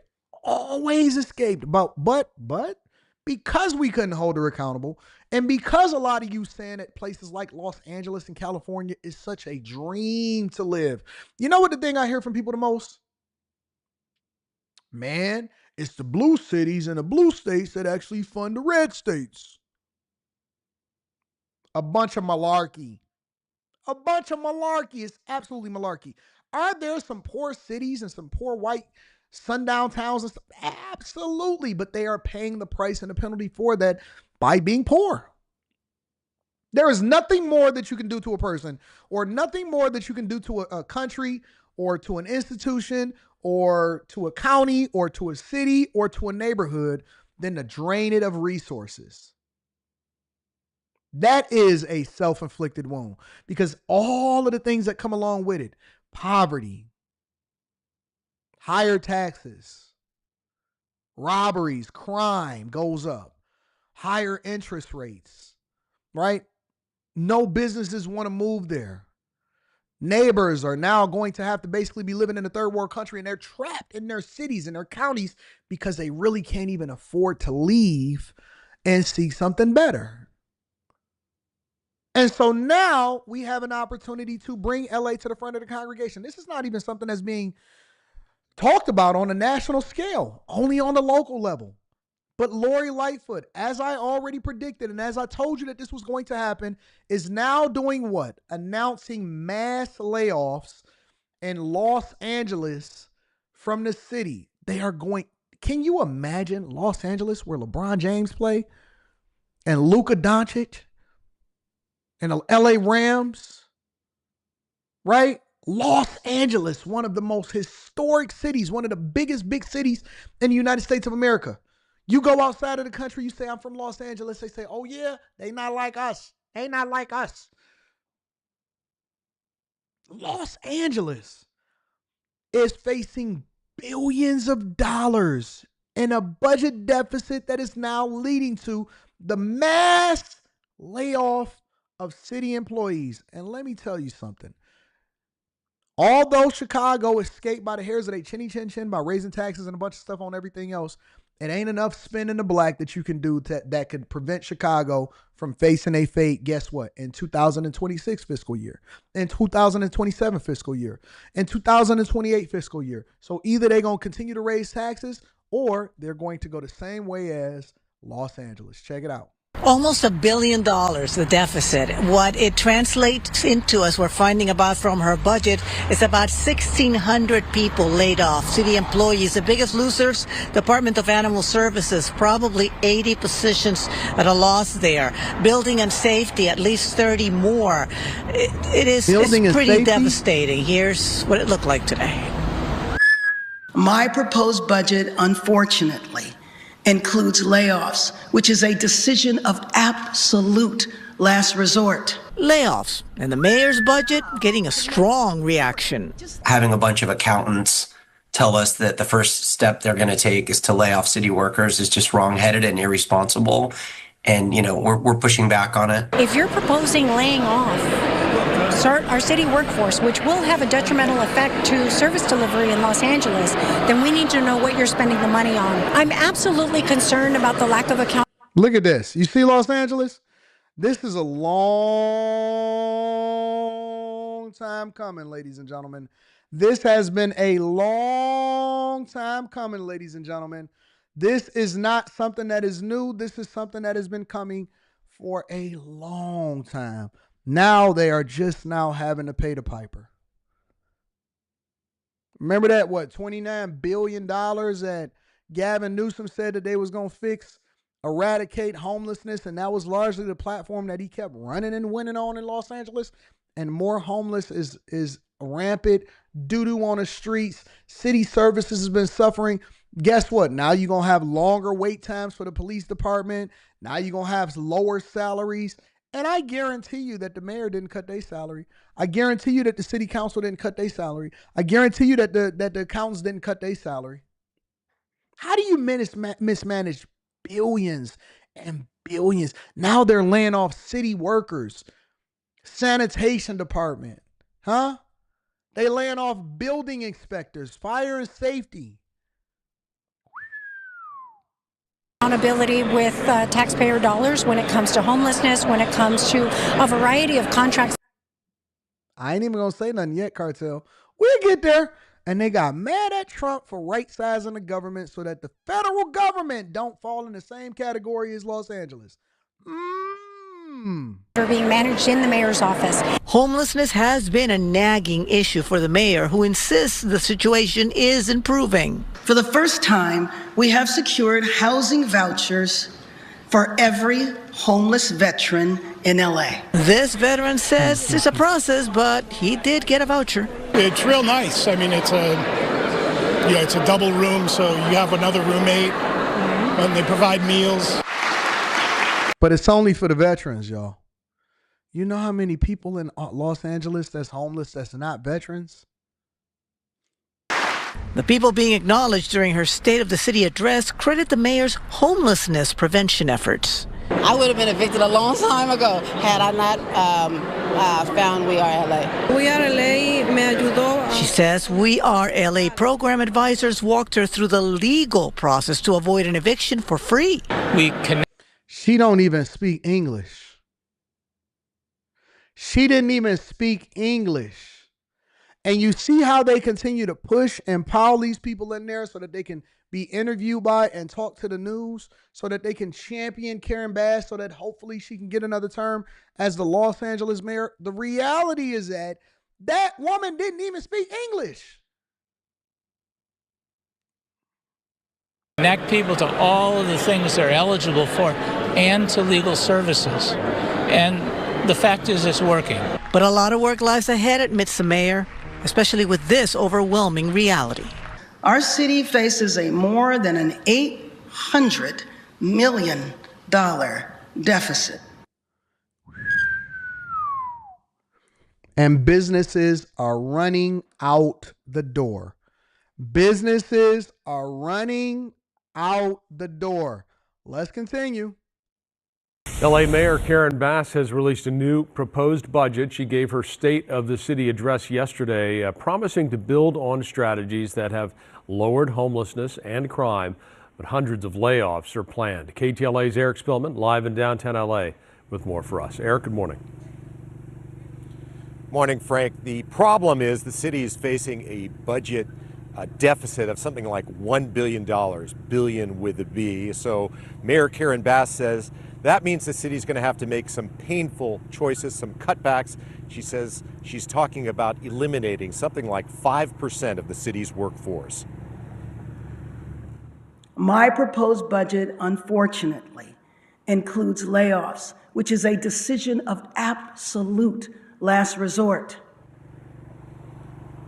Bass, in her State of the City speech in front of the City Council, she says the city is facing tough times for a bunch of different reasons. One, the city spent a lot of money fighting and beginning to recover from the January fires. Stop. But also, the city has rising legal bills. It has had to triple the amount of payouts to settle various lawsuits. Also, business leaders argue that the city has been too generous with raises and salaries for city workers. And finally, there's the economy.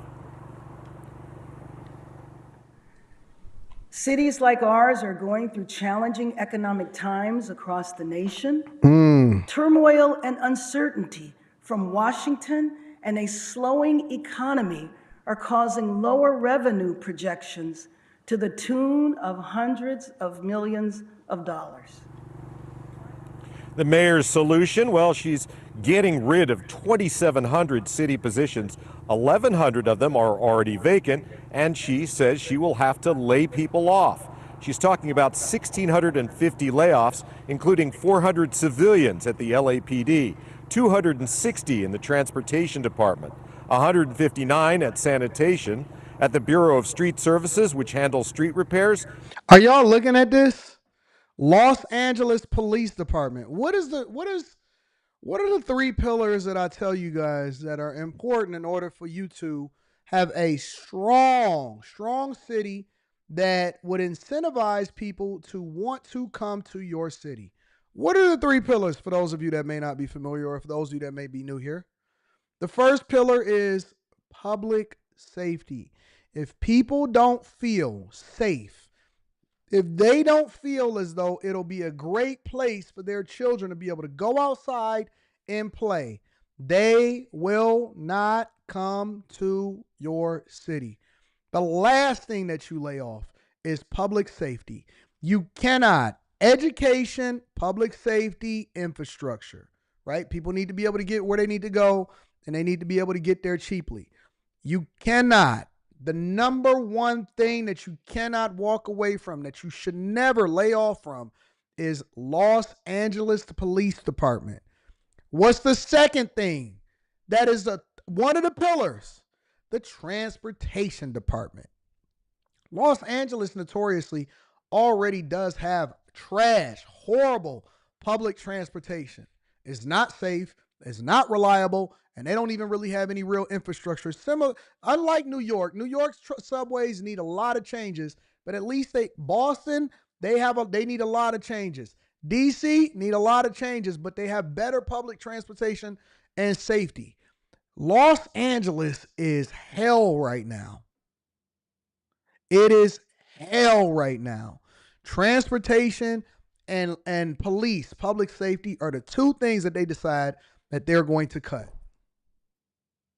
The mayor wants to lay off 130 people and another 60. And then they going street sanitation of all of the places that need cleaning up, street sanitation services. 2 in animal services. At the LAPD, the number of sworn officers will continue to go down. 5 years ago, there were 10,000 of them. By July of next year, there will only be 8,600, the lowest number of police officers since 1995. Wow. The department cannot recruit and train enough new officers to keep up with attrition. And if the mayor lays off 400 civilian LAPD employees, critics complain uniformed officers will have to handle those desk jobs, which might take them off the streets. At the LA Fire Department, the mayor is planning to hire 227 new positions and increase funding for paramedics. Now, some city council members say all this talk of layoffs may be part of a larger plan to put pressure on the city's employee unions and get them to postpone the raise that they were expecting for next year. So that is what's happening over in Los Angeles. For those of you that live there, just know it's going to get worse before it gets better. It's going to get worse before it gets better. Make sure y'all hit a like for the algorithm, subscribe to the channel, and turn on your notifications. Let me go ahead and read some of these super chats. Let me remind you guys that we do plan on doing after hours tonight, and it is going to be fun, and I'm going to have all of my friends there. I'm expecting the whole crew to be there, Quentin. And I'm going to be on my best behavior. I'm going to take over more hosting type questions. That way, I don't have to get in trouble with Carrie. I don't have to worry about her saying, Anton, what are you doing? And you see all of these text messages, ding, ding, ding. Anton, what are you doing? Don't do that. I don't have to worry about it because I'm going to be more reserved. God willing, I'm going to be more reserved. Make sure y'all tap into the Patreon if you have either graduated from high school or you have your GED. Make sure you tap into the Patreon. Shout out to my man that was a little dusty. I forgot what his name was. If you got your GED or your high school diploma, make sure you tap into the Patreon. And if you're not selling your girlfriend's EBT, make sure you tap into the Patreon. Link is in the description as well as pinned to the top of the chat. Let me read some of these super chats and then we're going to move over to the next part of the show. Aaron L., my dog, says a major part of why Harvard wins is the grants is because they have the infrastructure. How many schools can afford a particle accelerator? They invest in themselves. Aaron L. also says, driving, sorry for the typos. I know, big dog. You always out here in these streets working. Shout out to Lady Shan. We like Lady Shan. Says, Tanya, work ethic is top notch. How do you do it? Try not to be like the dudes that's in the street doing like this. You'll be surprised how much you can get done, Lady Shan, when you're not selling your girlfriend's Section 8 vouchers and EBT card benefits. You'd be surprised. And you know what the worst part about it is, Lady Shan? They can't even tell the state or the government or the county that they go and get their EBT stuff from that they are living with their man. He just got to spend the night. Because if they come by and they see him living there, then that means that not only do he have to start paying child support, but she also loses her benefits that he can't go to the grocery store and sell. So my point is that when you are a productive citizen of the United States of America, you would be surprised. You would be surprised at what you can get done. You would be surprised that once you start working and once you start doing stuff that you're supposed to do, how much time that you have to start dedicating to doing the things that's in the best interest of your family. It's crazy. It's crazy. Anyways, let me read a few more super chats. Shout out to my girl, Lady Shan. Chidi says, white women liberals love working at animal services. DEI always goes first, even in ultra liberal cities. That's because they know they don't need most of those positions. Batty Day Trip says they are stealing. Isn't it wild that Riverside could fix homelessness, but LA can't? I will be mayor of Compton. I already fixed the neighborhood. Give me 5 to 10 years. I'm going to fix my city. Shout out to you. I like that. Brothers Keeper. Oh, man. The dude that I was just talking about, he just hit a dislike for the algorithm. Here's the latest. Slim Thug got his house broken into and Jay Prince got his jewelry back. I don't even subject myself to all of the nonsense. Pierre says, imagine losing your job because your city is at a $1 billion deficit. Meanwhile, they spend billions on illegals. Nasty work, but I guess they'll vote blue. You know it. Quentin says, don't send me to the Olympics with this nonsense. No, you have already signed up to be our Olympics correspondent. LA about to look like Mad Max out here. Raphael says, Coach AD, I live in LA but work for the state at the DMV. I'm about to top out for my position. Would you still recommend cybersecurity for school? I would. I absolutely would. Do not wait for something to happen to you. Set your own path and then make the decision for yourself. We're going to address some things tonight. I like that, Quentin. I like that. Manuel G says it'll get worse for California if they vote in Kamala. Well, that's for the governor. All right, we'll talk about it. Shannon Sharpe posted a statement video about 10 minutes ago. Did he? Okay, well, let me find that. Give me a second. Because I was about to go to the articles, but let me see what he's doing. Shannon Sharpe state. What did he post it on?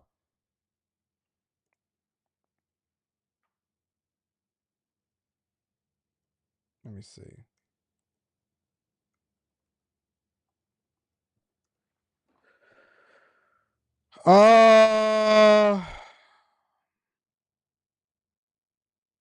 What did he post it on?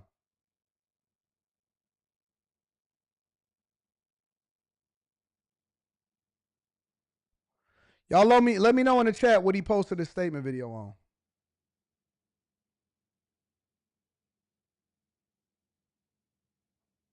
No, what platform? Like, did he post it on Nightcap? Did he post it on Club Shay Shay? What did he post it on?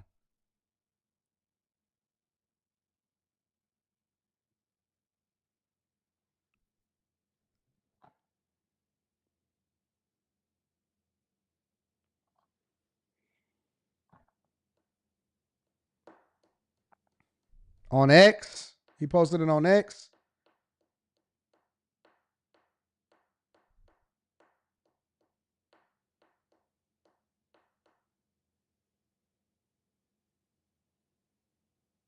I'll find it myself.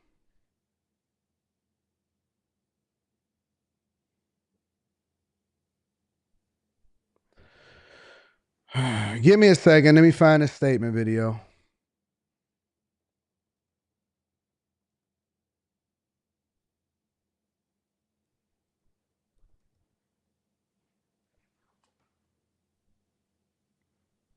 Y'all sure about that? I don't see no statement video from Shannon Sharpe.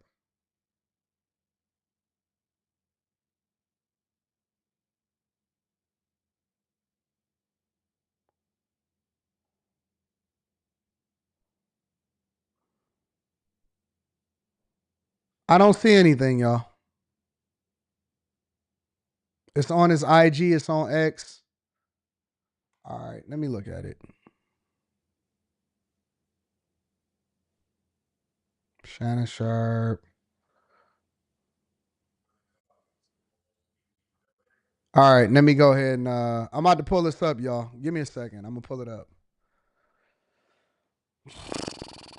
Shannon. All right, y'all. Let's get to the Shannon Sharpe statement. This is what he had to say. This is a statement video on X. To my family, friends, supporters, and colleagues, I want to speak to you directly and from the heart. This is a shakedown. I'm going to be open, transparent, and defend myself because this isn't right. This is all being orchestrated by Tony Buzbee, who has targeted Jay-Z.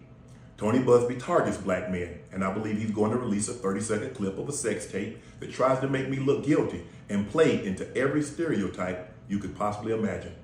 That video should actually be 10 minutes or so. Hey, Tony, instead of releasing your edit, put the whole video out. I don't have it, or I would myself.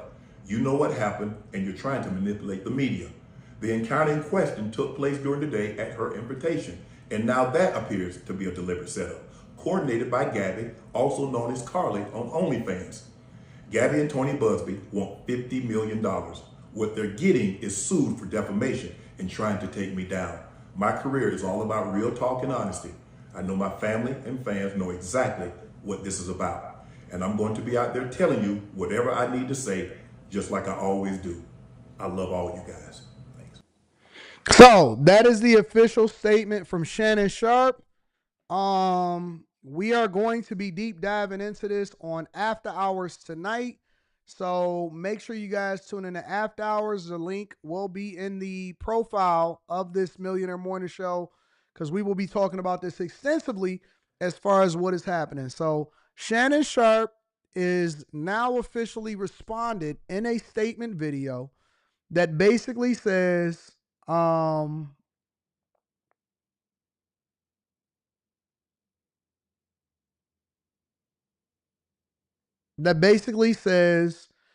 that he is not going to subject himself to a shakedown.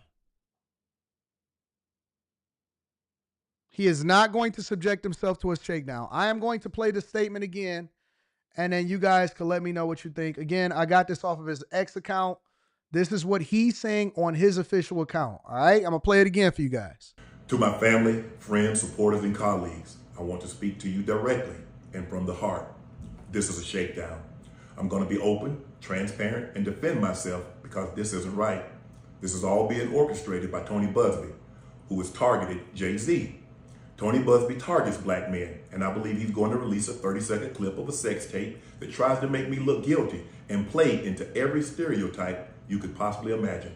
That video should actually be 10 minutes or so. Hey, Tony, instead of releasing your edit, put the whole video out. I don't have it, or I would myself. You know what happened, and you're trying to manipulate the media. The encounter in question took place during the day at her invitation, and now that appears to be a deliberate setup, coordinated by Gabby, also known as Carly on OnlyFans. Gabby and Tony Buzbee want $50 million. What they're getting is sued for defamation and trying to take me down. My career is all about real talk and honesty. I know my family and fans know exactly what this is about. And I'm going to be out there telling you whatever I need to say, just like I always do. I love all you guys. Thanks. So, all right, let me give you my thoughts on this. And this is my authentic thoughts, and then I'm going to get the thoughts of all of my people on After Hours tonight, so make sure that y'all tune in, all right? Because I was very disappointed last night with the things that the women on the platform were saying, and it disappointed me. It honest to God disappointed me. I didn't agree with it. I didn't like it. And I don't like the fact that successful men are being targeted and they're being gone after. The thing that I do like is I like to, because listen, this same thing happened with Jay-Z. When Jay-Z, because, and I said it, I predicted this. I said this the minute that I seen this whole, give me a second. Because I said this. I warned y'all. I said it, and I said that I was going to come back and say it. And now that I'm having this conversation right now, I'm about to come back to it. Give me a second. I said it. I'm going to find it. I'm going to find it for myself. Let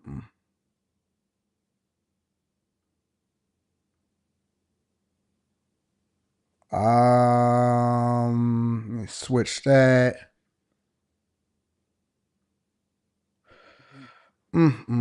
I said it. I told y'all.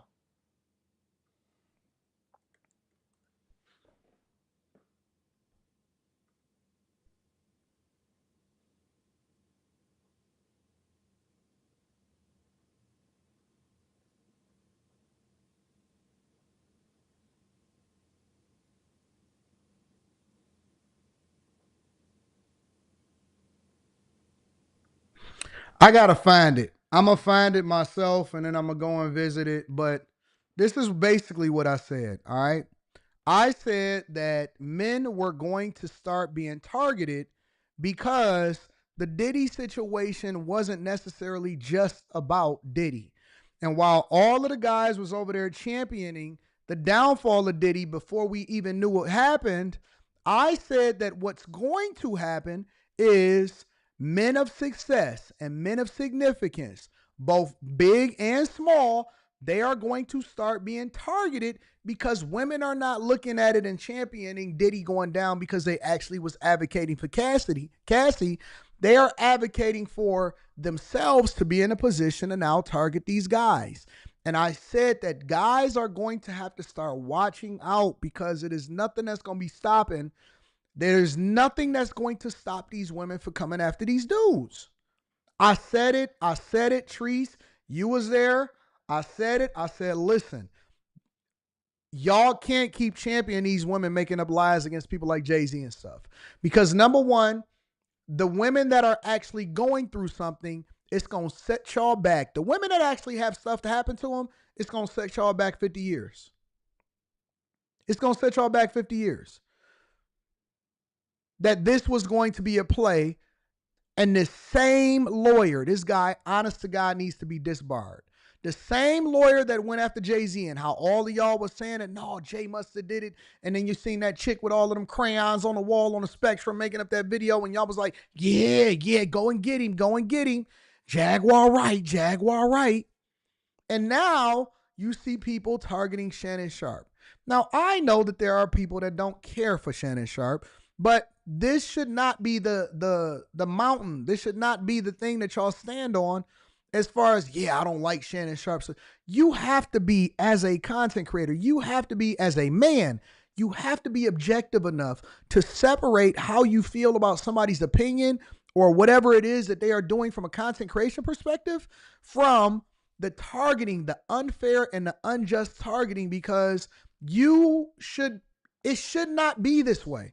Right is right and wrong is wrong. And it doesn't matter whether or not I agree with them on this subject or that subject, or whether or not I cared if y'all beefing.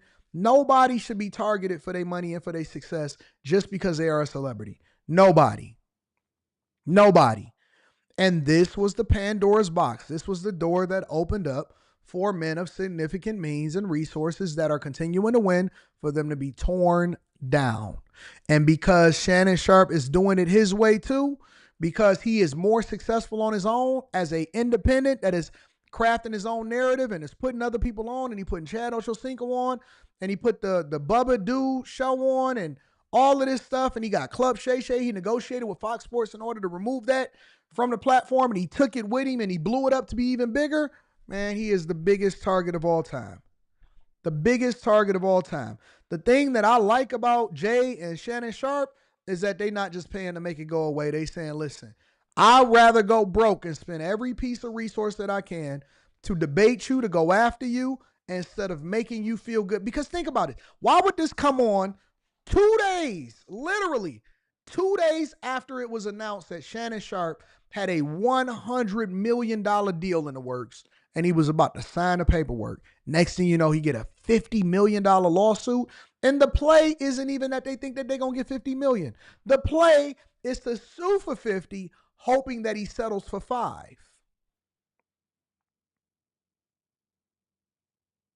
The play is that he sued for 50, hoping that he gives her 5. Because, that's nothing. That's nothing. See, Diddy should have settled. Completely different circumstances, completely different person. And when he released the text message, and Shannon just addressed the tape, y'all gonna take a 30-second clip of role playing of a woman. Listen, think about this for a second. Because I know that y'all just illogical when y'all want to see men that are successful go down because you're jealous. But think about this for a second. Why would a woman, and if Shannon knew that it was being recorded, because either way, it goes left. If Shannon knew that it was being recorded, then that means that they really was being performative. If she was recording it in secret, then why would she hit the record button and go over there to recording? Why would they only release 30 seconds of a 10-minute video and the audio?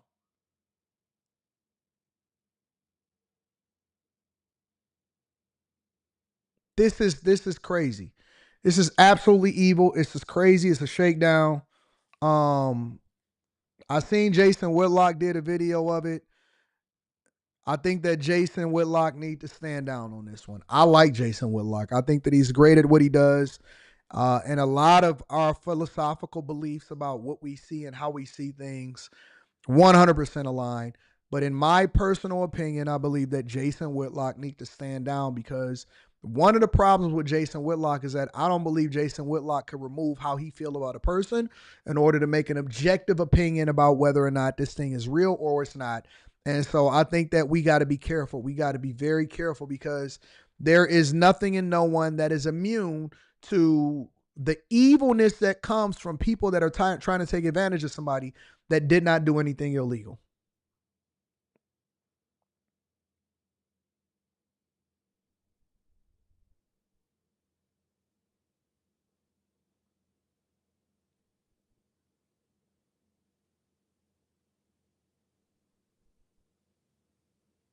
I'm just being honest. It's unfortunate. It genuinely is unfortunate. And you're going to see people that sit there and try to shame and say, oh, he shouldn't have been dealing with a woman that's 30 years younger than him. When did that ever stop a woman? What difference do it make if she's 30 years younger than him and she's the same age, or if she was 30 years older? We just seen Trump just a couple years ago get sued by, what was her name, Eugene Carroll, from something that she said happened 40 years ago, and he didn't even get her in a bed. She said that Trump groped her in a department store, and she was able to finesse tens and tens of millions of dollars out of Trump. And she a old hag. When did that ever stop? When did age become the determination for whether or not a dude was going to be finessed? We've seen this, the New York survivors thing and the Los Angeles survivors thing just got tens of thousands of men with lawsuits on them that are of significance.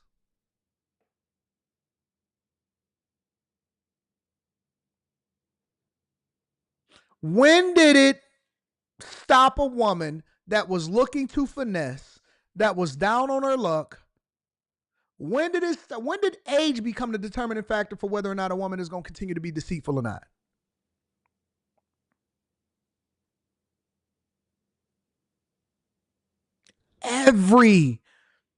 Everybody could see that this is a shakedown.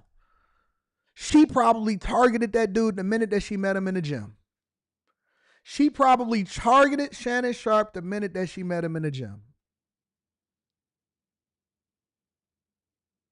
Of course they manipulated the tape, Alex. Of course they did.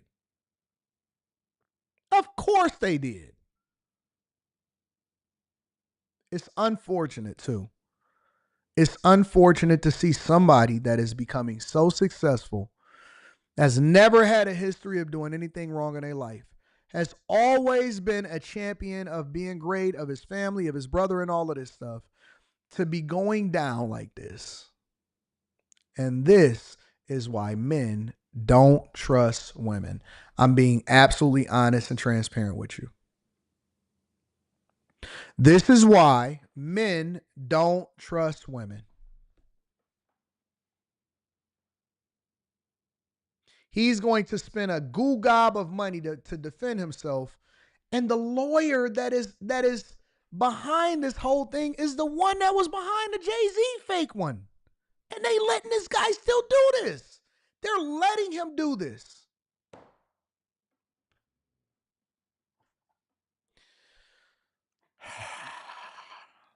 You know, I was thinking about this on my way over here into the studio today. Not the Shannon Sharpe thing. I was thinking about, and this is on everything, on my father. On my father's grave, I will tell you that I was thinking about the question that came to my head, because I pray a lot when I'm in the car. And the question that came in my head was, I'm not sure if people or if men really want to pray for this level of success. I'm not talking about me. I'm talking about Shannon Sharpe. Any level of success. Because the higher you get,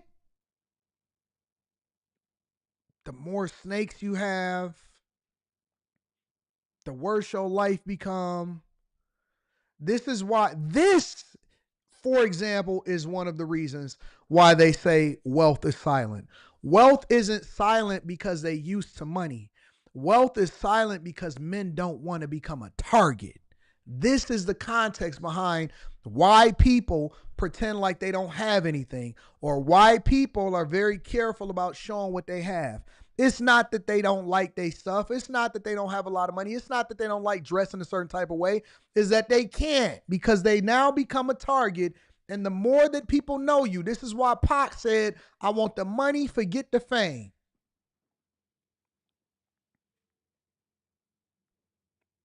Pac said, I want the money, F the fame. He was right, because the more visibility that you have and the more that people know, the more you become a target and the more people try to deceive you and they do you dirty. You don't even get treated the same by your own family members. You don't even get treated the same by your own family members. Tyler Jones says also having a wife can keep you out of stuff like this. That's not true either. That is the biggest false narrative ever. That is the biggest lie ever. Listen, nothing can keep you from being accused of doing something that you did not do. It happens every day. Jay-Z, just before him, have gotten accused and have spent millions of dollars trying to deal with this nonsense from the same lawyer, and he never was in the room with the girl. It doesn't matter. It don't matter. It does not matter. I'm telling you.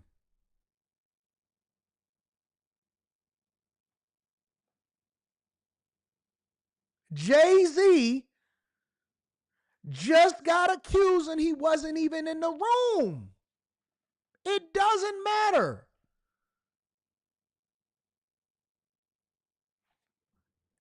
Does it matter? No, it doesn't.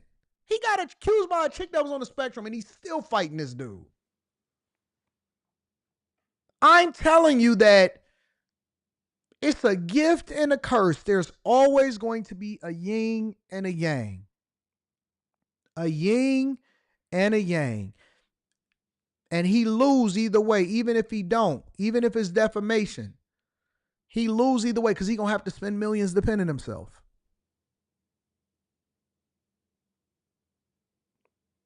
Lady Shan says this won't stick. I'm fairly confident, but does it matter? Because it's already ruined. It's done the damage.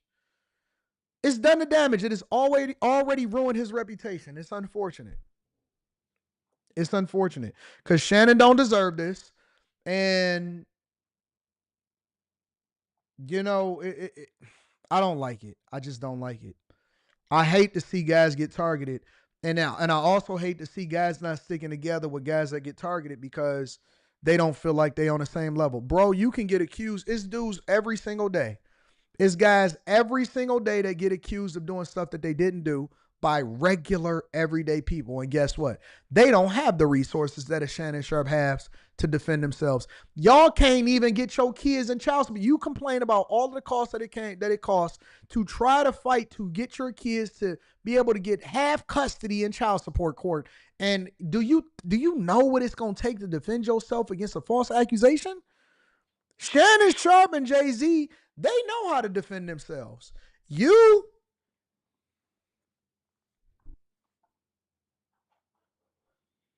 Y'all can't even defend yourself against a woman that's calling y'all girl and lying on y'all about she saying that she your man. Or she saying that you her man.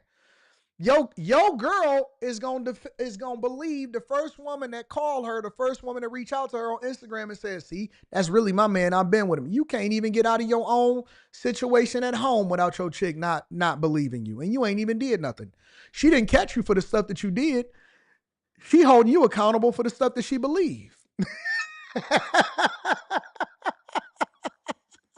The thing you got away with that you didn't get caught for, she don't even know about that. You feeling bad because you getting accused of something you didn't do. You like, I ain't even do nothing. I didn't even do nothing. They released 30 seconds of the audio. You got to release the full tape, bro. I'm not listening. No. I'm not listening to anything. Audio can be manipulated. Release the tape. He said it is a 10-minute video.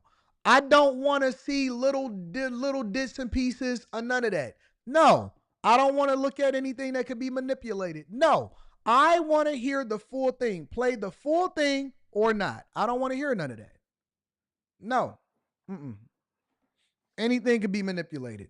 No woman deserves $50 million from a man in a civil suit.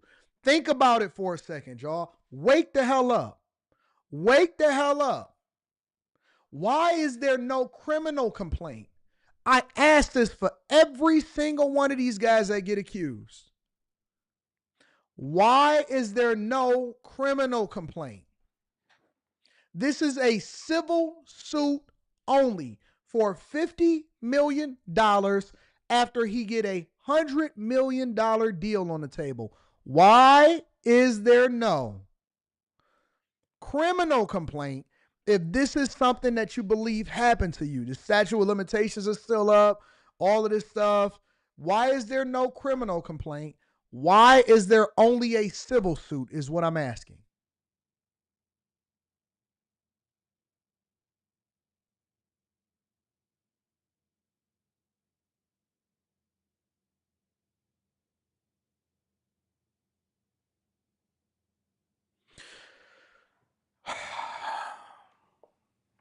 I'm not even sure that it makes sense.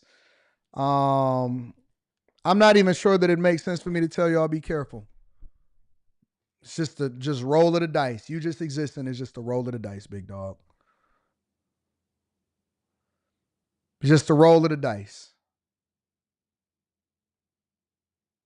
I'm not even sure it makes sense to tell y'all to be. We're going to talk about it tonight on After Hours. Make sure y'all tune in to After Hours. Link is in the description as well as pinned to the top of the chat. This is disgusting. This is disgusting that we even having this conversation right now, y'all. Make sure y'all hit a like for the algorithm, subscribe to the channel, and turn on your notifications.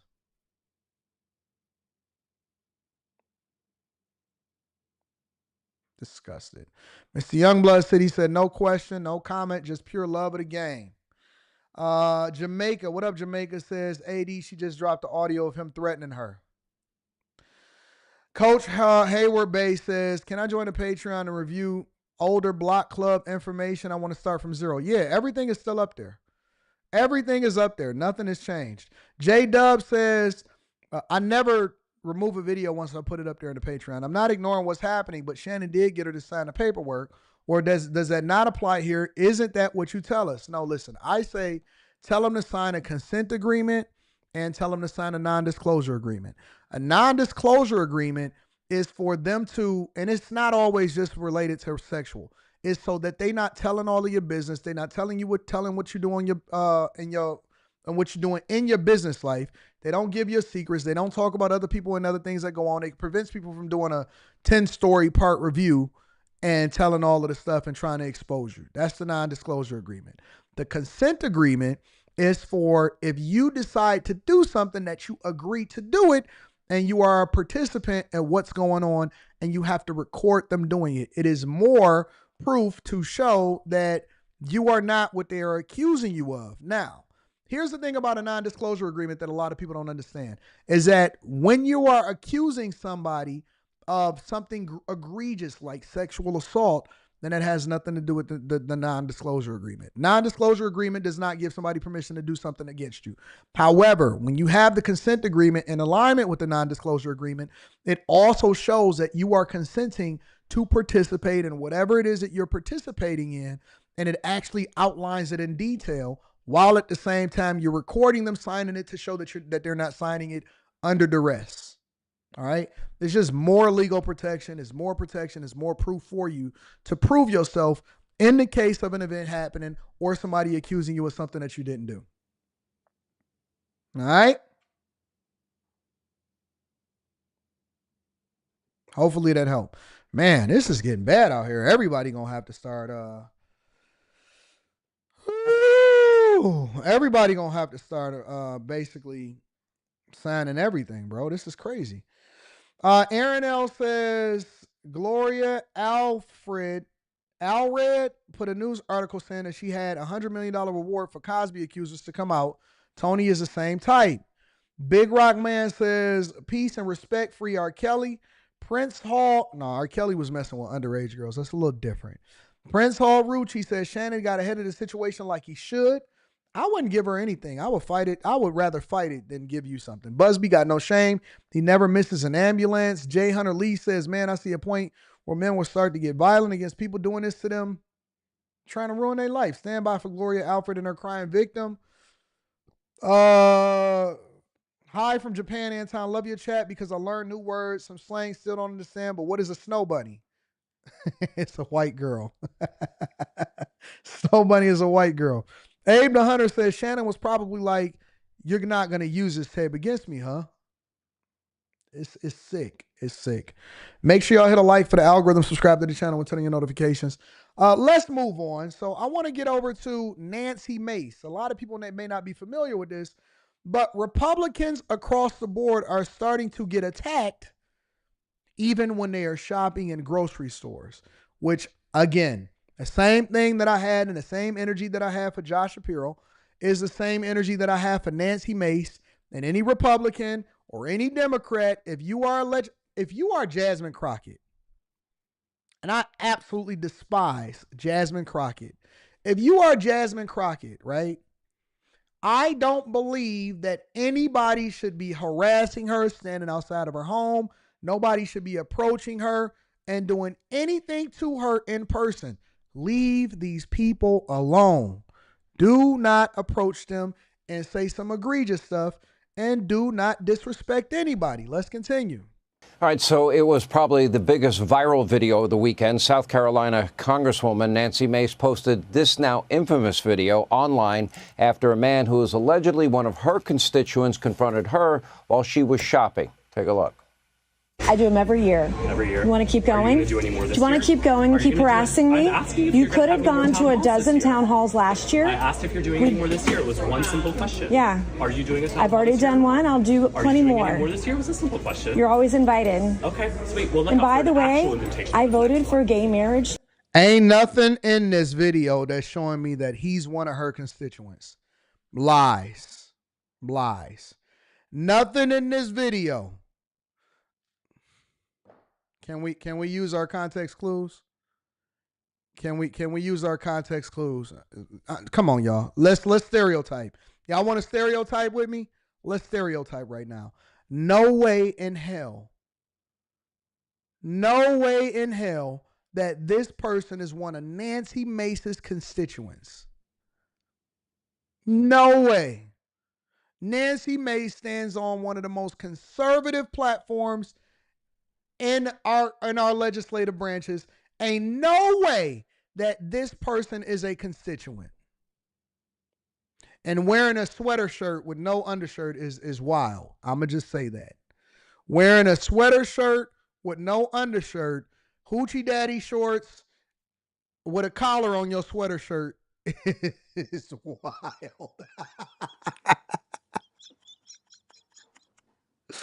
Oh, dog. No, he got his whole leg showing. And I believe in hoochie daddy shorts, but not with a sweater shirt. With no undershirt, tucked in. I never seen this before. Sweater shirt with no undershirt, tucked in your hoochie daddy shorts, with sunglasses on the top of your head, and you're telling me that this person is one of her constituents. Bull crap. Bull crap. Nope.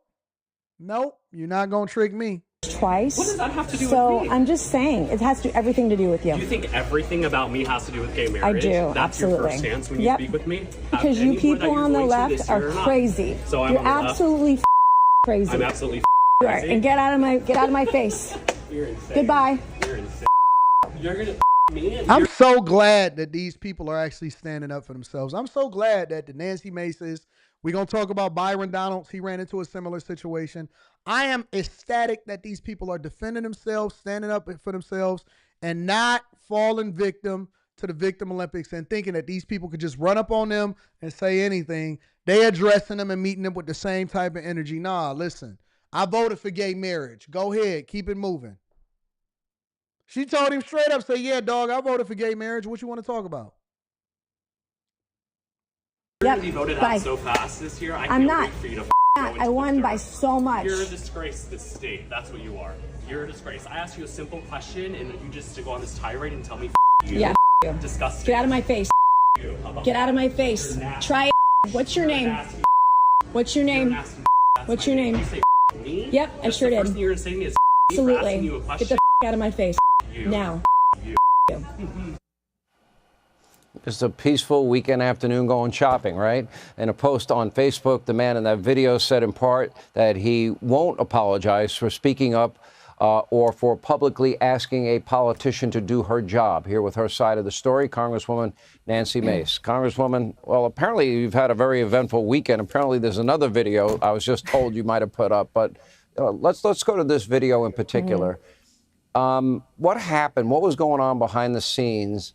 And how did the issue of gay rights come up in that conversation? Well, right.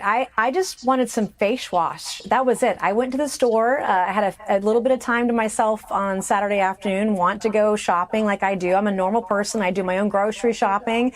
And this guy approached me, and I will tell you, I felt threatened. I felt harassed. And I will tell you, as someone who's experienced trauma in her life, and a lot of women will understand what I'm talking about, when some guy gets in your face and approaches you in the aggressive manner that he did, and you feel like you're in danger, instinctively, as women who've been through trauma, who've survived sexual assault, survived domestic abuse, you have two options. You can fight or you can flee. And Sean, I'm a fighter.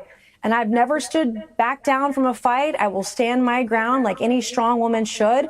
And I will tell you, this was the third incident I had last week alone. The incidences of threats, the threat of violence, the people coming up and harassing me in public has increased exponentially over the last 6 months since I came out, standing up against the trans community, standing up against men in women's dresses. And I just had an event at the University of South Carolina about an hour ago. I wrapped it up, and a man in a dress picked up a potted plant and acted like he was going to throw it against me. I just posted that video on Twitter. You can follow it at Nancy Mace or nancymace.org. You can find it online. But my security team thought he was going to throw the plant at me because I used the word babe. He was offended by it, and then I used the word trans, and he was more offended by it. But the lunatics on the left, they're dangerous, and women need to stand up for themselves. And I was the first member of Congress to say, I'm going to hold the line for women and girls everywhere. And since that time, the amount of aggression that I've had from mentally ill men, from men in dresses, from men approaching me in public, like this guy, this Daisy Dukes guy, the short shorts guy, just as I was trying to buy face wash. It's not okay. And condoning this kind of behavior is only going to lead to violence. Or did anything happen prior to you start? It was not. What happened prior to that? Well, he started up on me prior to this, and I fumbled. I tried to get my phone out as quick as I could, but I had a bag, and I tried to pull it out fast and start recording as much as I could. I've decided that I'm going to start recording these people in public. I probably don't have enough iPhone space on my phone. She told him he had Daisy Dukes on. But I deal with this stuff day in and day out. This was the third incident I had last week alone. And the week before that, there was a man in Pennsylvania who was arrested from Butler, Pennsylvania, that threatened the president, President Trump. I was the only member of Congress. He threatened to put a bullet in my skull. Most of this stems from my position about protecting women and girls in private spaces. And inherently, as a woman, when a man like this comes up to me and is aggressive in public or private, inherently, I'm going to fight back. I'm going to stand my ground. I'm going to be a strong woman because I'm going to put my money where my mouth is. Men like this, it's not okay. This kind of aggression is going to get someone hurt or worse. And it's not something I condone. I'll stand up and fight for everyone.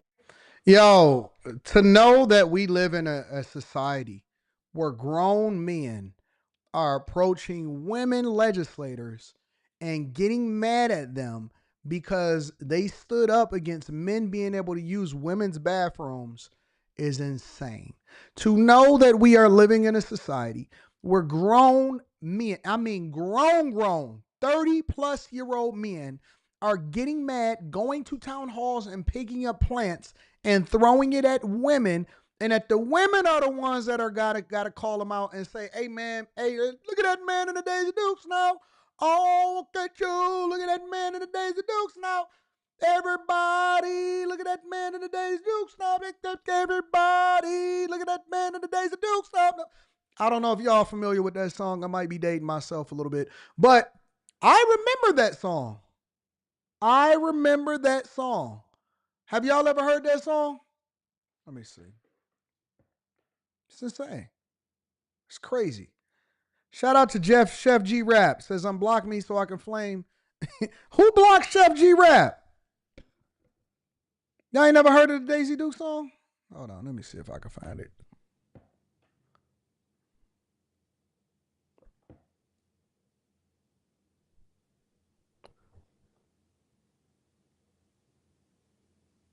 Do 2 Live Crew get paid for that?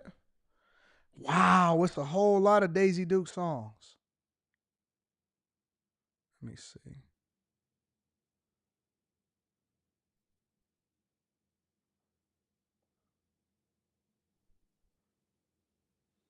They got Me So Horny on here.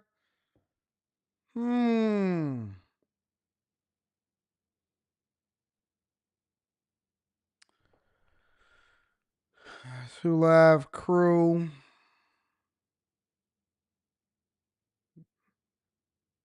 Is that 2 Live Crew with the Daisy Duke song?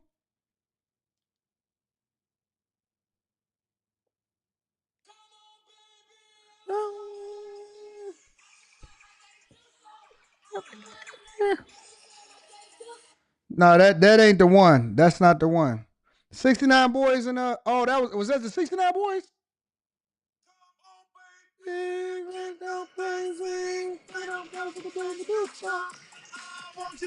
Look at them. Everybody.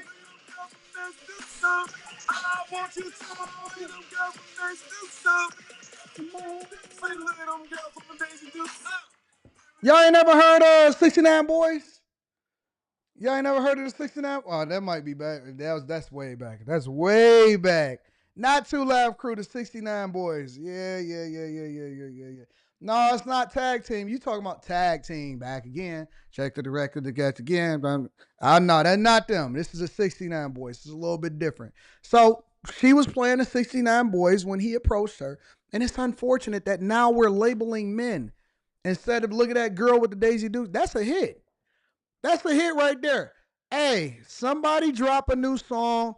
Look at that boy with the Daisy Duke song. Everybody, watch him go up in Atlanta. Atlanta, Houston, San Francisco, you got a hit. Anybody that's a part of the sassy community, drop the Daisy Duke song. Do a remix of the 69 Boys. Drop it, but drop it and let the guys do it before Glorilla or before Meg Thee Stallion get it. You got you a hit. Send me my royalty. Send me my royalty. I want 10 cents per $1. Give me 10%. I'll take it. You got it. Let me send this to my brother. Produce a song with somebody. Look at that boy with the Daisy Duke song. Everybody. Woman and girl everywhere. We see those on the left that have been pro-Hamas, a designated terrorist organization. Some on the left, this obsession with Luigi Mangione, the alleged assassin of the United Healthcare CEO. We've seen domestic terrorism at Tesla dealerships against Tesla owners and charging stations, open calls for assassination of people like Elon Musk and President Trump. It seems like everything's getting really ratcheted up. The left's gone straight men gonna like it too, Ashley. Really off the deep end. And I'm very concerned about violence. Why don't you have security with you at all times? Well, in this instance, I was on my personal time. I can't afford personal private security. I have to reassess my movements now and perhaps trying to hide the way that I look so I can go out in public. Tonight, though, at a public event, I was able to have 6 armed security guards. I needed to have that. And even still with 6 armed security guards, we had a man in a dress who picked up a potted plant. It looked like he was going to toss it at me or throw it at me. Shout out to Nancy Mace for holding it down for the real ones. We got to have women defending against men that dress like women from going in their bathrooms. Make sure y'all hit a like for the algorithm, subscribe to the channel, and turn on your notifications. Let me read some of the super chats. I don't know. It's been a great week. I feel so good right now. Hoochie Daddy at the meetup, fam. Oh, I'm Hoochie Daddy in it up too, probably. I don't know. I have no idea. I might have to show my legs. Shout out to AR Smitty. Says the result of Queer Eye for the straight guy watching Single Moms. I forgot that show even existed. Always a Skittle guzzler. Shout out to Mo Wellness. Word to Dave Chappelle and his skit Love Contract. Shout out to Lola Bunny. I appreciate you, Lola.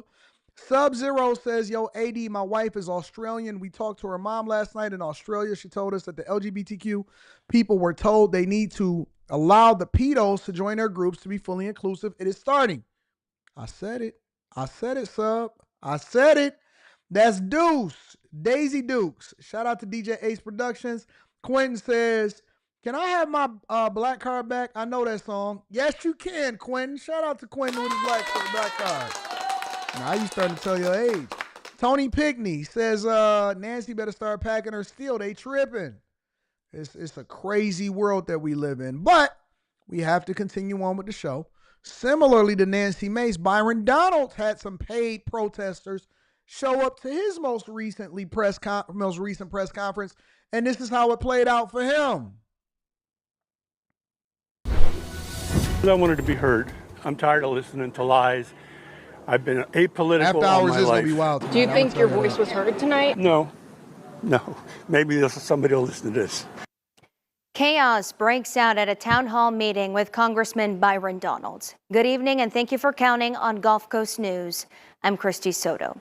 The meeting got so heated, people were being escorted out by deputies. Gulf Coast News reporter Madison Adams shows us the intense moments. Madison? It was quite a rowdy town hall meeting. Byron Donalds answered questions from constituents, but things got heated pretty fast. The meeting ended with shouting matches and a few people escorted out of the room by deputies. You are not the only person who has a point of view in this room. Hamas. They're screaming free. Is that free Palestine? Is that what they were screaming? In this room.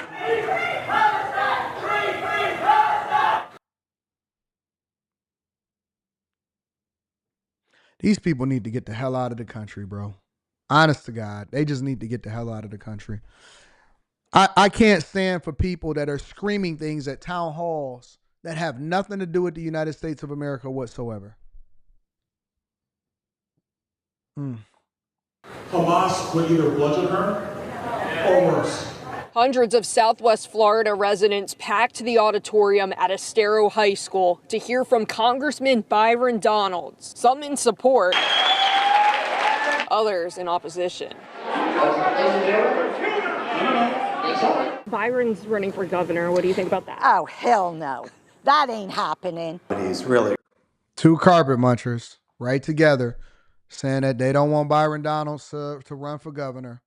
It's always older white women. Older white men lost the plot. Boomers, y'all really did do a number on this society. You really did. You really did give them all of the rights to be able to do all of this stuff. And now look at our society. Now they're yelling at town halls. Now they're empowering people to dress differently and go inside of their bathrooms. Now they're out here. That's why I told that lady when I was, you seen the video. I told her, I said, you an older white woman. I said, this is the sum total of your life. This is the purpose of your life. Huh? This is what you got? Older white men have truly allowed for their women to do a number on our women and then ultimately lost the plot. God is my witness.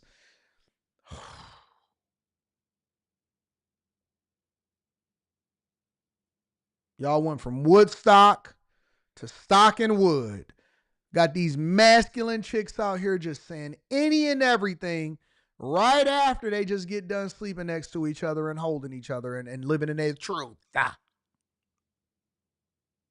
running for governor. What do you think about that? Oh, hell no. That ain't happening. He's really exceeded expectations, and we're glad to see he's moving up. He's kind of a rising star, and we look forward to seeing him as governor. Donalds took questions on a wide range of national topics, more about Washington than Florida. Issues like Elon Musk and Doge. Look at them. Look at the people that are at the protest. Look at them. And every time they say boycott this, every time they stand on the liberal side, every time they come with the flag, the alphabet, the sassy flag. Washington than Florida. Issues like y'all do know. Look at the truck. Look at the truck. It's so poor. Look how bent up it is and how it's hit at the bottom and the passenger side left fender. Look at it. Look at it. Anybody that is in this chat, any masculine black man, any one of these 92% women, I just hope you know that this is what you represent. You are a flag bearer for the absolute worst thing that could ever be bad on the face of this planet. You are standing with munchers. I hope you know that these are your people. You are against the nuclear family.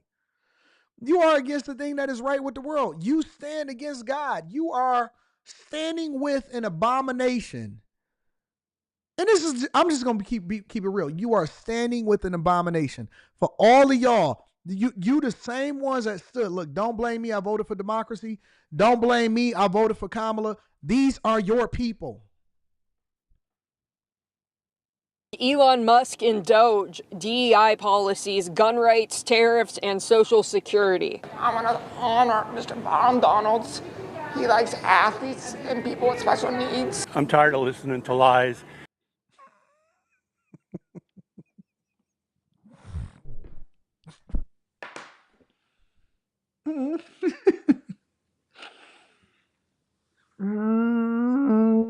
God, why do you keep testing me, Lord?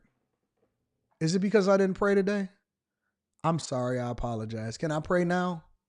Lord, bless me. Bless me to stay focused. Bless me to be on top of things. Bless me not to be easily distracted. Don't let this be the Millionaire Derailment Show. He likes athletes and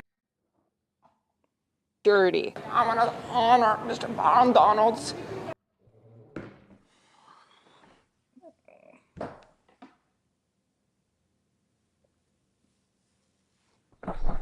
Because if I do it, Carrie is going to be mad at me. I said, don't do it. Why? I don't want to so bad. Oh, Lord, give me strength. Give me strength. The jokes write themselves. Don't tell me to stop. Don't tell me to stop. I can't help myself. Oh, I can do it. I got it. Okay, listen. The only way that I can't do it, don't stay strong, AD. The only way.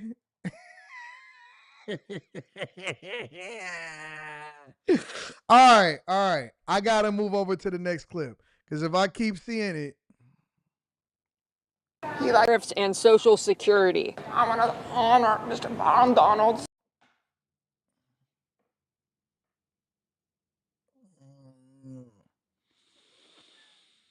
I'm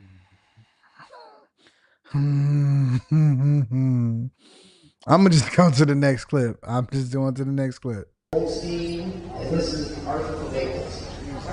Arthur. Okay. Ooh, that took everything in. I would like to know about your views on how we can solve the insurance issue for Florida. I'm not gonna do it, April. I'm not gonna do it. All right. So when it comes to insurance, I think what the government is, what the state has done, a couple of years ago, they went through some iterations of tort reform. And the governor came out, I think about a month ago now, and stated that some of the insurance carriers are trying to like either level off their premiums or drop some of them. I will tell you, when I was in the State House, I chaired that committee. One of the things that needs to be done from Florida's perspective is we have to examine our reinsurance rate. Not reinsurance rates, we have to examine capital requirements of both the frontline carriers and the reinsurance companies. Theoretically, we're talking insurance, not specific to Florida, but any market. You want to try to find ways for the carriers to be able to operate and keep the claims, because nobody wants an insurance policy that gets canceled on them. That's not an insurance policy at all. It's a piece of paper.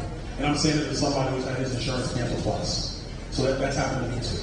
So what we have to get to, in my view, in Florida, is a system where the frontline carriers just the right policy, and then the second side of that is when claims occur, what people really want more than anything else is for the payments to be made properly. And so there's some adjustments you're going to have to do, some stuff around carriers, etc. I think that's really fun.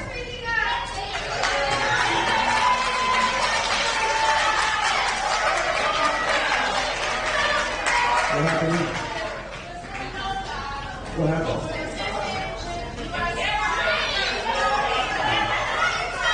Next question.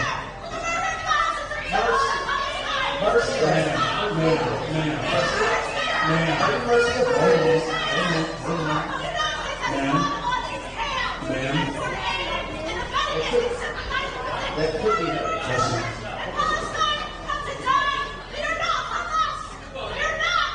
The Palestinians have voted for Hamas, and they have not done anything to remove Hamas. So if you want to have a shouting match with me, let's have a shouting match on the facts. The truth is that Hamas held elections one time, and they never held elections again because they would prefer to keep the Palestinian people under their boot.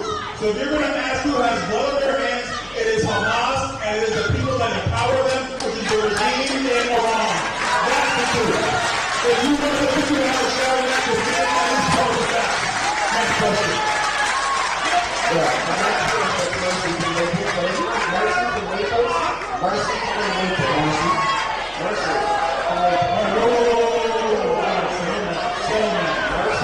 There's people in the audience going to getting at her.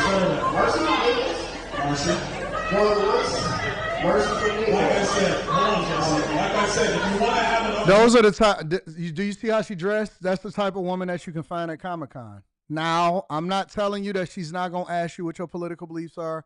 I'm not going to tell you she's not going to try to test you and see what's Dungeons and Dragons and what's your superpower on the game in order to get the super fairy to come up and imaginary get you, blast you. You're going to have to learn those terms in order to be able to get that box.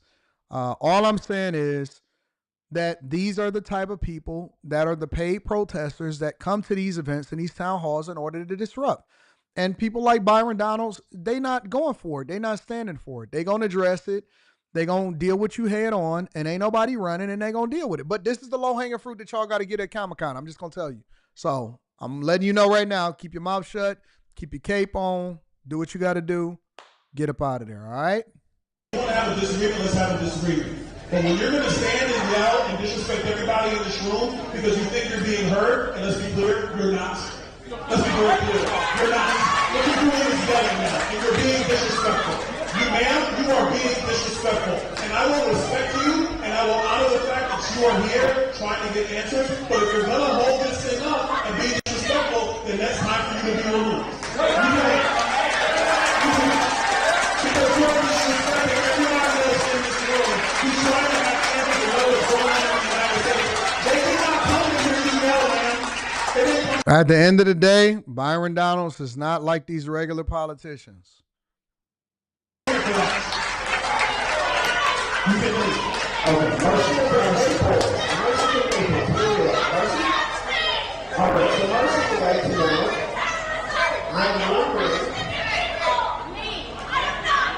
Ma'am, you are being disrespectful. We laid the rules out at the beginning of this event. You are being rude and disrespectful. You are not the only person who has a point of view in this room. And if you want to yell, then I will respond in kind. Because if you have to be respectful of people, you don't get to take over the room. I'm sorry, but you don't. You don't get to take over the room. So, Marcy from Naples, why you and Congress are not addressing cutting funding to USAID, which has affected food pantries in your district. There's no food at the centers. USAID. So specifically the USAID. The problem with USAID is that there are many grant programs that are actually against American interests. And so like I said earlier, when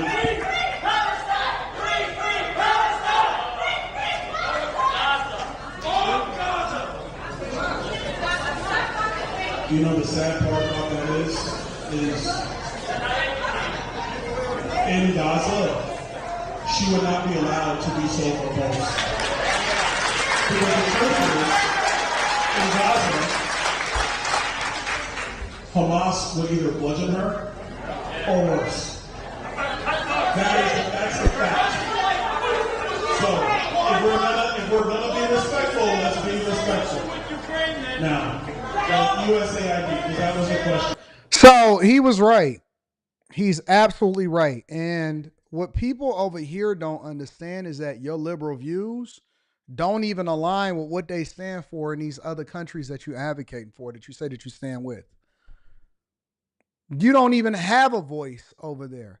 They don't even support this liberal garbage and these feminist ways and all of this stuff. You are privileged to even be able to have these thoughts and even be able to speak back and forth with somebody like a Byron Donalds here in the United States of America. They don't play that in other countries. Make sure you hit a like for the algorithm. Subscribe to the channel and turn on your notifications.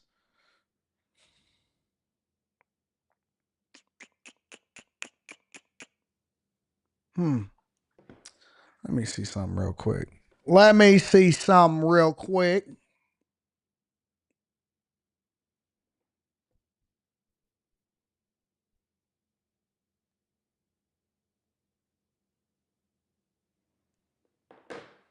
Might have to time out somebody in the chat that's getting a little too active that I know. What up, Messi? What up, Molly? What up, Connie? What up, AR Smitty? What up, Rush King? What up? What up? What up? Might have to time out some people in the chat.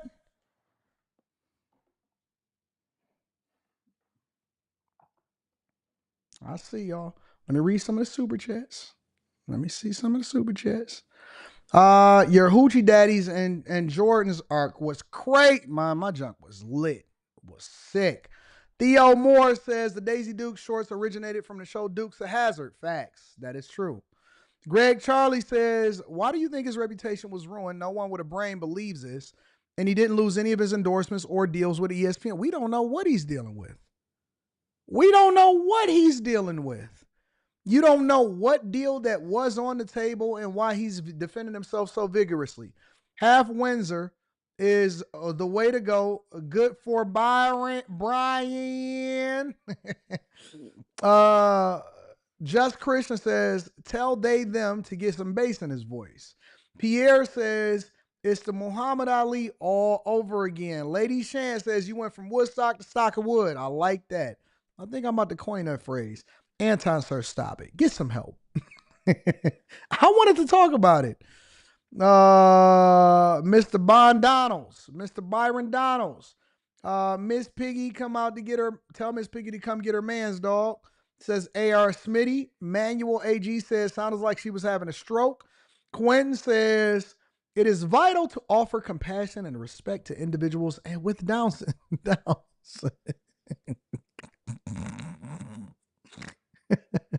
syndrome, recognizing their inherent dignity and ensuring their full inclusion and humanity. Listen, he was a Republican, so I'm rocking with him. It's the only reason I didn't say anything is because he was conservative. Byron Donalds is my next governor, Brooklyn born, Florida made. He has a presidential look to him for the future. This man is fire. Much respect, says Denise. Moet Bless says, my stomach hurt, Lord, forgive us, but AD play the clip again. No, I'm not going to do it again. AWOL says, Democrats libs act like spoiled kids who can't get their way and they live in this imaginary world. Facts. What's our time at? Oh my God, it is 2 hours and 43 minutes. I had another segment for y'all, but I guess I'm going to save that for tomorrow. I wasn't expecting that. I had another segment for y'all, but I guess I'll save that for tomorrow. Let me go through the chat and see who I got a time out.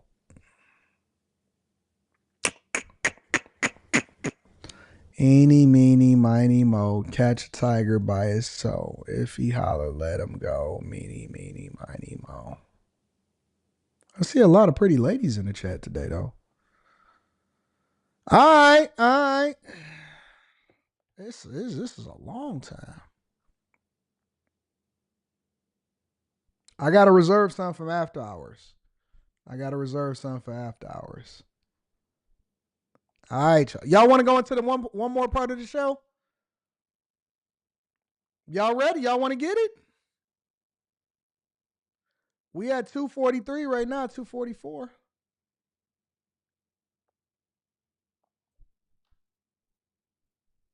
I see you, the manager. I see you, manager. Should we do one more segment? Y'all want to do one more segment just to go ahead and just knock it out? All right, let's get to it then. Y'all asked for it. You ask, so shall you receive. The rise of stay-at-home dads as women win. I might even make this a part of the conversation for after hours. If we gonna do this, y'all got to get the likes and the algorithm up. You got to make sure you tap into the Patreon. Link is in the description as well as pinned to the top of the chat. So let's talk about it. There was this segment on ABC News that spoke about the rise of stay-at-home dads. I have not watched it yet, but let's talk about it. Let's get it. I refer to him as the CEO of Team Tavis. You look after our finances, operations, logistics. And who makes dinner? Both of us. I wouldn't. And then who does the dishes? There's no ratio there. That's 100% me. Yeah. Nah, dog. Listen, this is already disrespectful in my opinion. I'm not Team Dennis or whatever that is. I'm me. And then you will help me. I can't, dog. I can't. I just can't. I am not built to be a stay-at-home father. No way. How many guys in the chat are built to be stay-at-home dads? I'm not that. I'm not built like that. And she's speaking on your behalf. She's speaking in front of you. Nah, dog. Stephen and Janelle Tavis don't run a typical household. We don't need to make any changes to it. While Janelle leads her team as chief commercial officer of baby stroller brand Bugaboo. This toe color, everyone's responding really well to it, I think because it's gender neutral. Stephen is at home, working just as hard. As more women reach the highest rungs of the corporate ladder, increasingly by their side, husbands like Stephen, taking a step back from their own. Now look at this. Do y'all see this? Did you see how they just feminized this? When I said that the white men lost the plot, I meant it. When I said that these white men lost the plot, I absolutely meant it. I'm not built like that, dog. I'm just not it. Maybe I'm toxic masculinity. Call me toxic masculinity. I'm not with it at all. Molly is going to be highly disappointed in this. I knew she was going to say something immediately. Said he's living a soft life. Where your apron at, dog? Ah, this is so weak. This is so degrading to me. Own careers to care for their families. You have a graduate degree. You were in supply chain management. You had a career. What was the hardest part of stepping away from your career? Just the unknown. You don't really know what it's going to be like. Figuring out a routine, balancing the housework with childcare. So it was a good challenge. In what ways has this choice helped your career? I think that I'm fully focused when I'm at work because I know that my family's sorted. The Tavis family is part of a growing trend in the U.S. A recent study found that nearly... See, I look at all of the symbolism that's around this. Did you see what the bed sheets look like, y'all?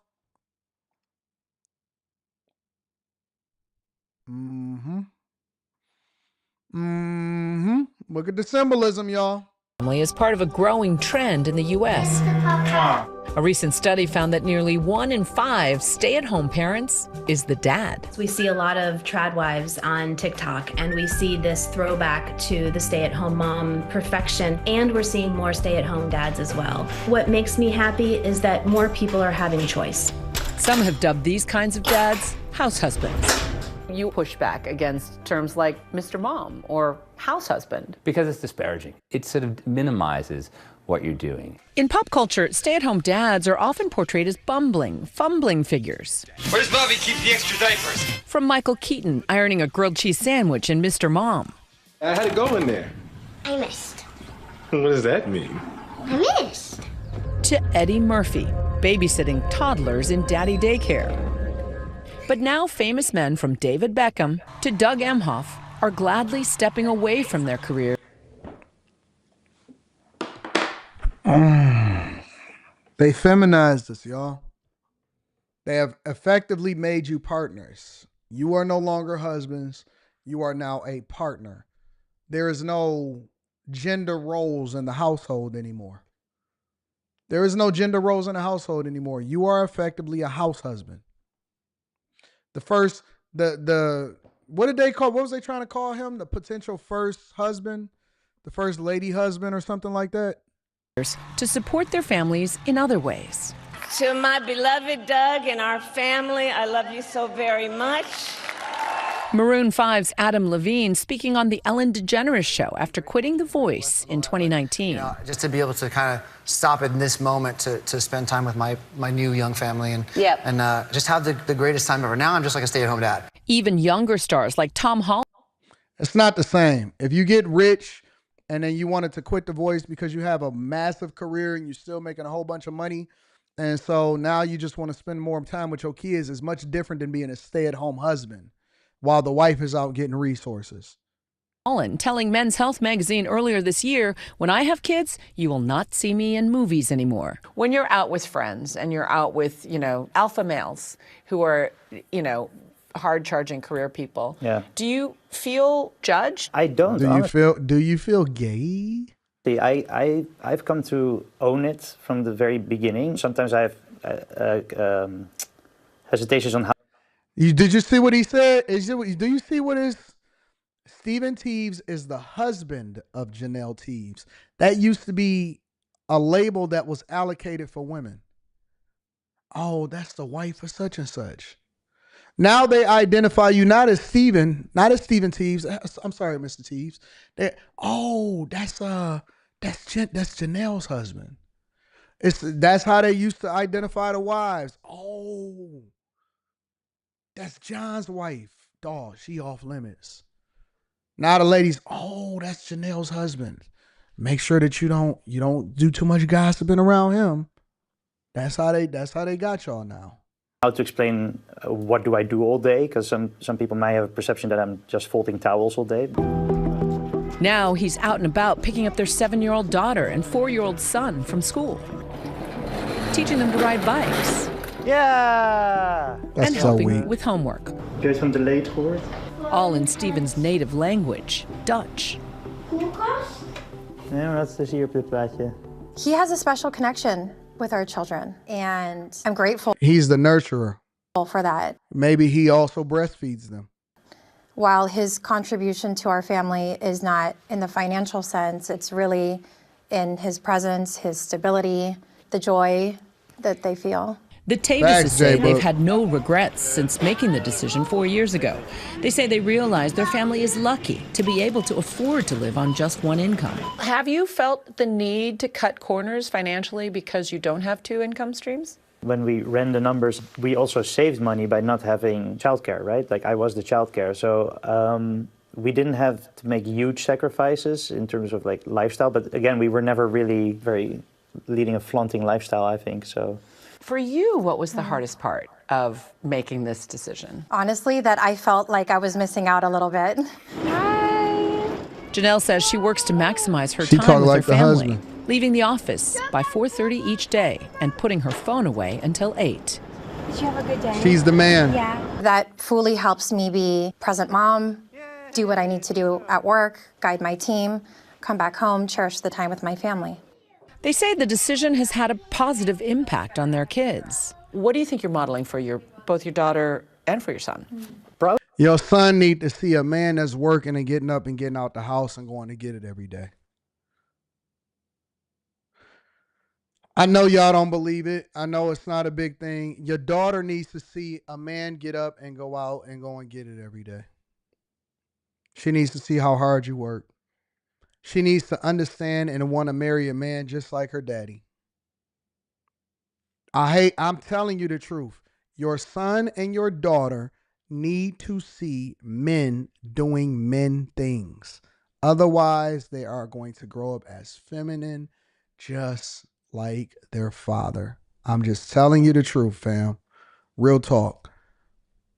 It is a horrible example of what a nuclear family is supposed to look like. And to know that there's 1 in 5 that are playing out like this is even more disheartening.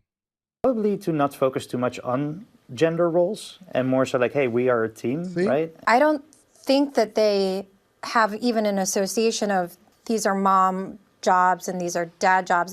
In fact, one study found that when fathers did more equitable housework at home, daughters in particular expressed a greater interest in working outside the home and having a less stereotypical occupation. Now, do you see that they got the science and the data to back up what I'm saying? Daughters express when they then have a father that is more feminine and roles that are more equitable. They got diversity, equity, and inclusion inside of their household. They express a greater interest in working outside the home and having a less stereotypical occupation. So they want to be men. They want to be men now. That's what they're telling you. Now the girls want to be the boys and the boys want to be the girls. And it's because of what they see growing up in their household. It is directly tied to the examples that they got inside of their house. Thank you, everyone, for coming. This is our biggest Company of Dads meetup ever. Paul Sullivan, a dad of 3 daughters, has created a community for what he calls lead dads. We define a lead dad as the go-to parent, whether he works full-time, part-time, or devote all of his time to his family. We say, in many cases, he's there to support his wife or partner in whatever they're doing. I can't, dog. I can't. That's it for me. That's it. That is it. That is it. That is it for me. I've seen enough. I am not of this world. I am an alien, like Lil Wayne said. I can't support this nonsense. I think it is destructive to the family and it is not best for our community. But that is what a lot of men are doing. The women are now taking the roles of the men and they're going out and getting the resources. The men are now living a soft life. And they're the partners. And whereas women used to have tea and crumpets and they used to get together and they would go to the salon or they would go and meet and gossip about their husbands and talk about the stuff that they didn't seen and what shopping deals that they got going on. Now the men are organizing get-togethers while the women continue to figure out how they're going to level up. The men are getting together and having tea and crumpets, and they're calling men's time. They're not getting together to watch football. They're not getting together to go drink beer at the bar. They not cheers where everybody knows your name. They not doing that. They're getting together. They're dressing up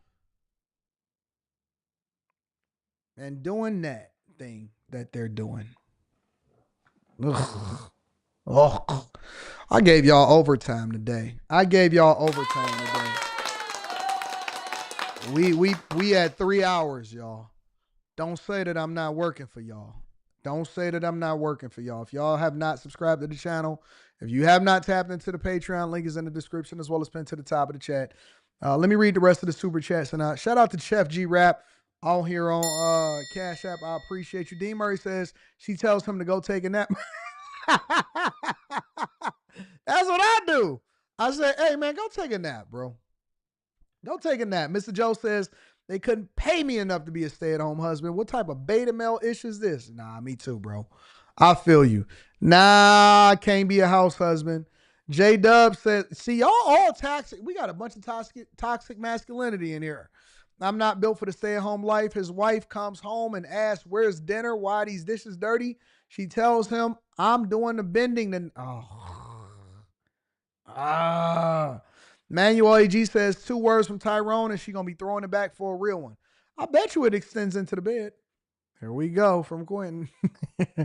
Their familial dynamic thrives on this arrangement, and it merits respect. What in the chat GBT is happening in Quentin's house right now? Each household structure is inherently subjective and should not be judged. Tradition is a peer pressure from the dead. No. And Molly came right back behind him and says, they're redefining masculinity. Agreed, 100%. Peaceful patron says, my comment was so special that Anton saw it out of all of y'all's and timed me out. Thank you, Anton. Here to take this 5 and spend it on your psh. Well, first of all, peaceful patron or peaceful patron. I like to say patron. I never timed you out. So that's number 1. And secondly, she just told me to spend it on my bitch. Take this 5 and spend it on my bitch. All right, so listen. First and foremost, do not time people out because they have a difference of opinion in me. That's number 1. Number 2, thank you for your patronage. I appreciate you. Everybody super chat get read over here. Thank you for paying to get my attention. Yo, mods, don't time people out just because they have a difference of opinion in me. And yes, I do like to interact with the chat. And you are not special, baby girl. She just called my girl a bitch. I'm going to let that slide, though, because I'm in a good mood. I had a phenomenal week so far. This week has been awesome. AD, we already had a first husband. He got the podcast with the brother. Oh, y'all so ugly for that. Michelle Obama is not the first husband, okay? Rashonda Blackwell says, unless my spouse is disabled, my man is to work, period. This is out of God's order. The man is to provide and protect. Women is to nurture. This is sad. Jay Rader says, hey, I'm not built to be a stay-at-home kind of a man. Work, but I had to learn to. When my son was born, staying home for 1 year, now being able to work. The new girlfriend helps out, now back at work. You got a new girlfriend, big dog? J-Dub says, they don't want us being men no more. Go ahead and put that dress on, fam. Brothers Keeper says he's the he's the matriarch. Sly Guy says, I don't think he got her pregnant the old-fashioned way. That's somebody else. There might be somebody else. I don't know. Let me be quiet. Walter CNA says, my father said he taught us to cook and clean so we didn't need a woman. But if we wanted one, no way. She will hate you in the end crazy. I feel you on that. Any man should be able to take care of his own. Wait until your mama get home. Oh, that would be such horrible. Bring Shane back into the game for these dads. Bond LA says that bond with mom and the kids is out of this world. No, lady, you're missing out. Don't get mad when your child grow up and mad at you, saying that, where was mom? Vincent Holder says, thank you, AD.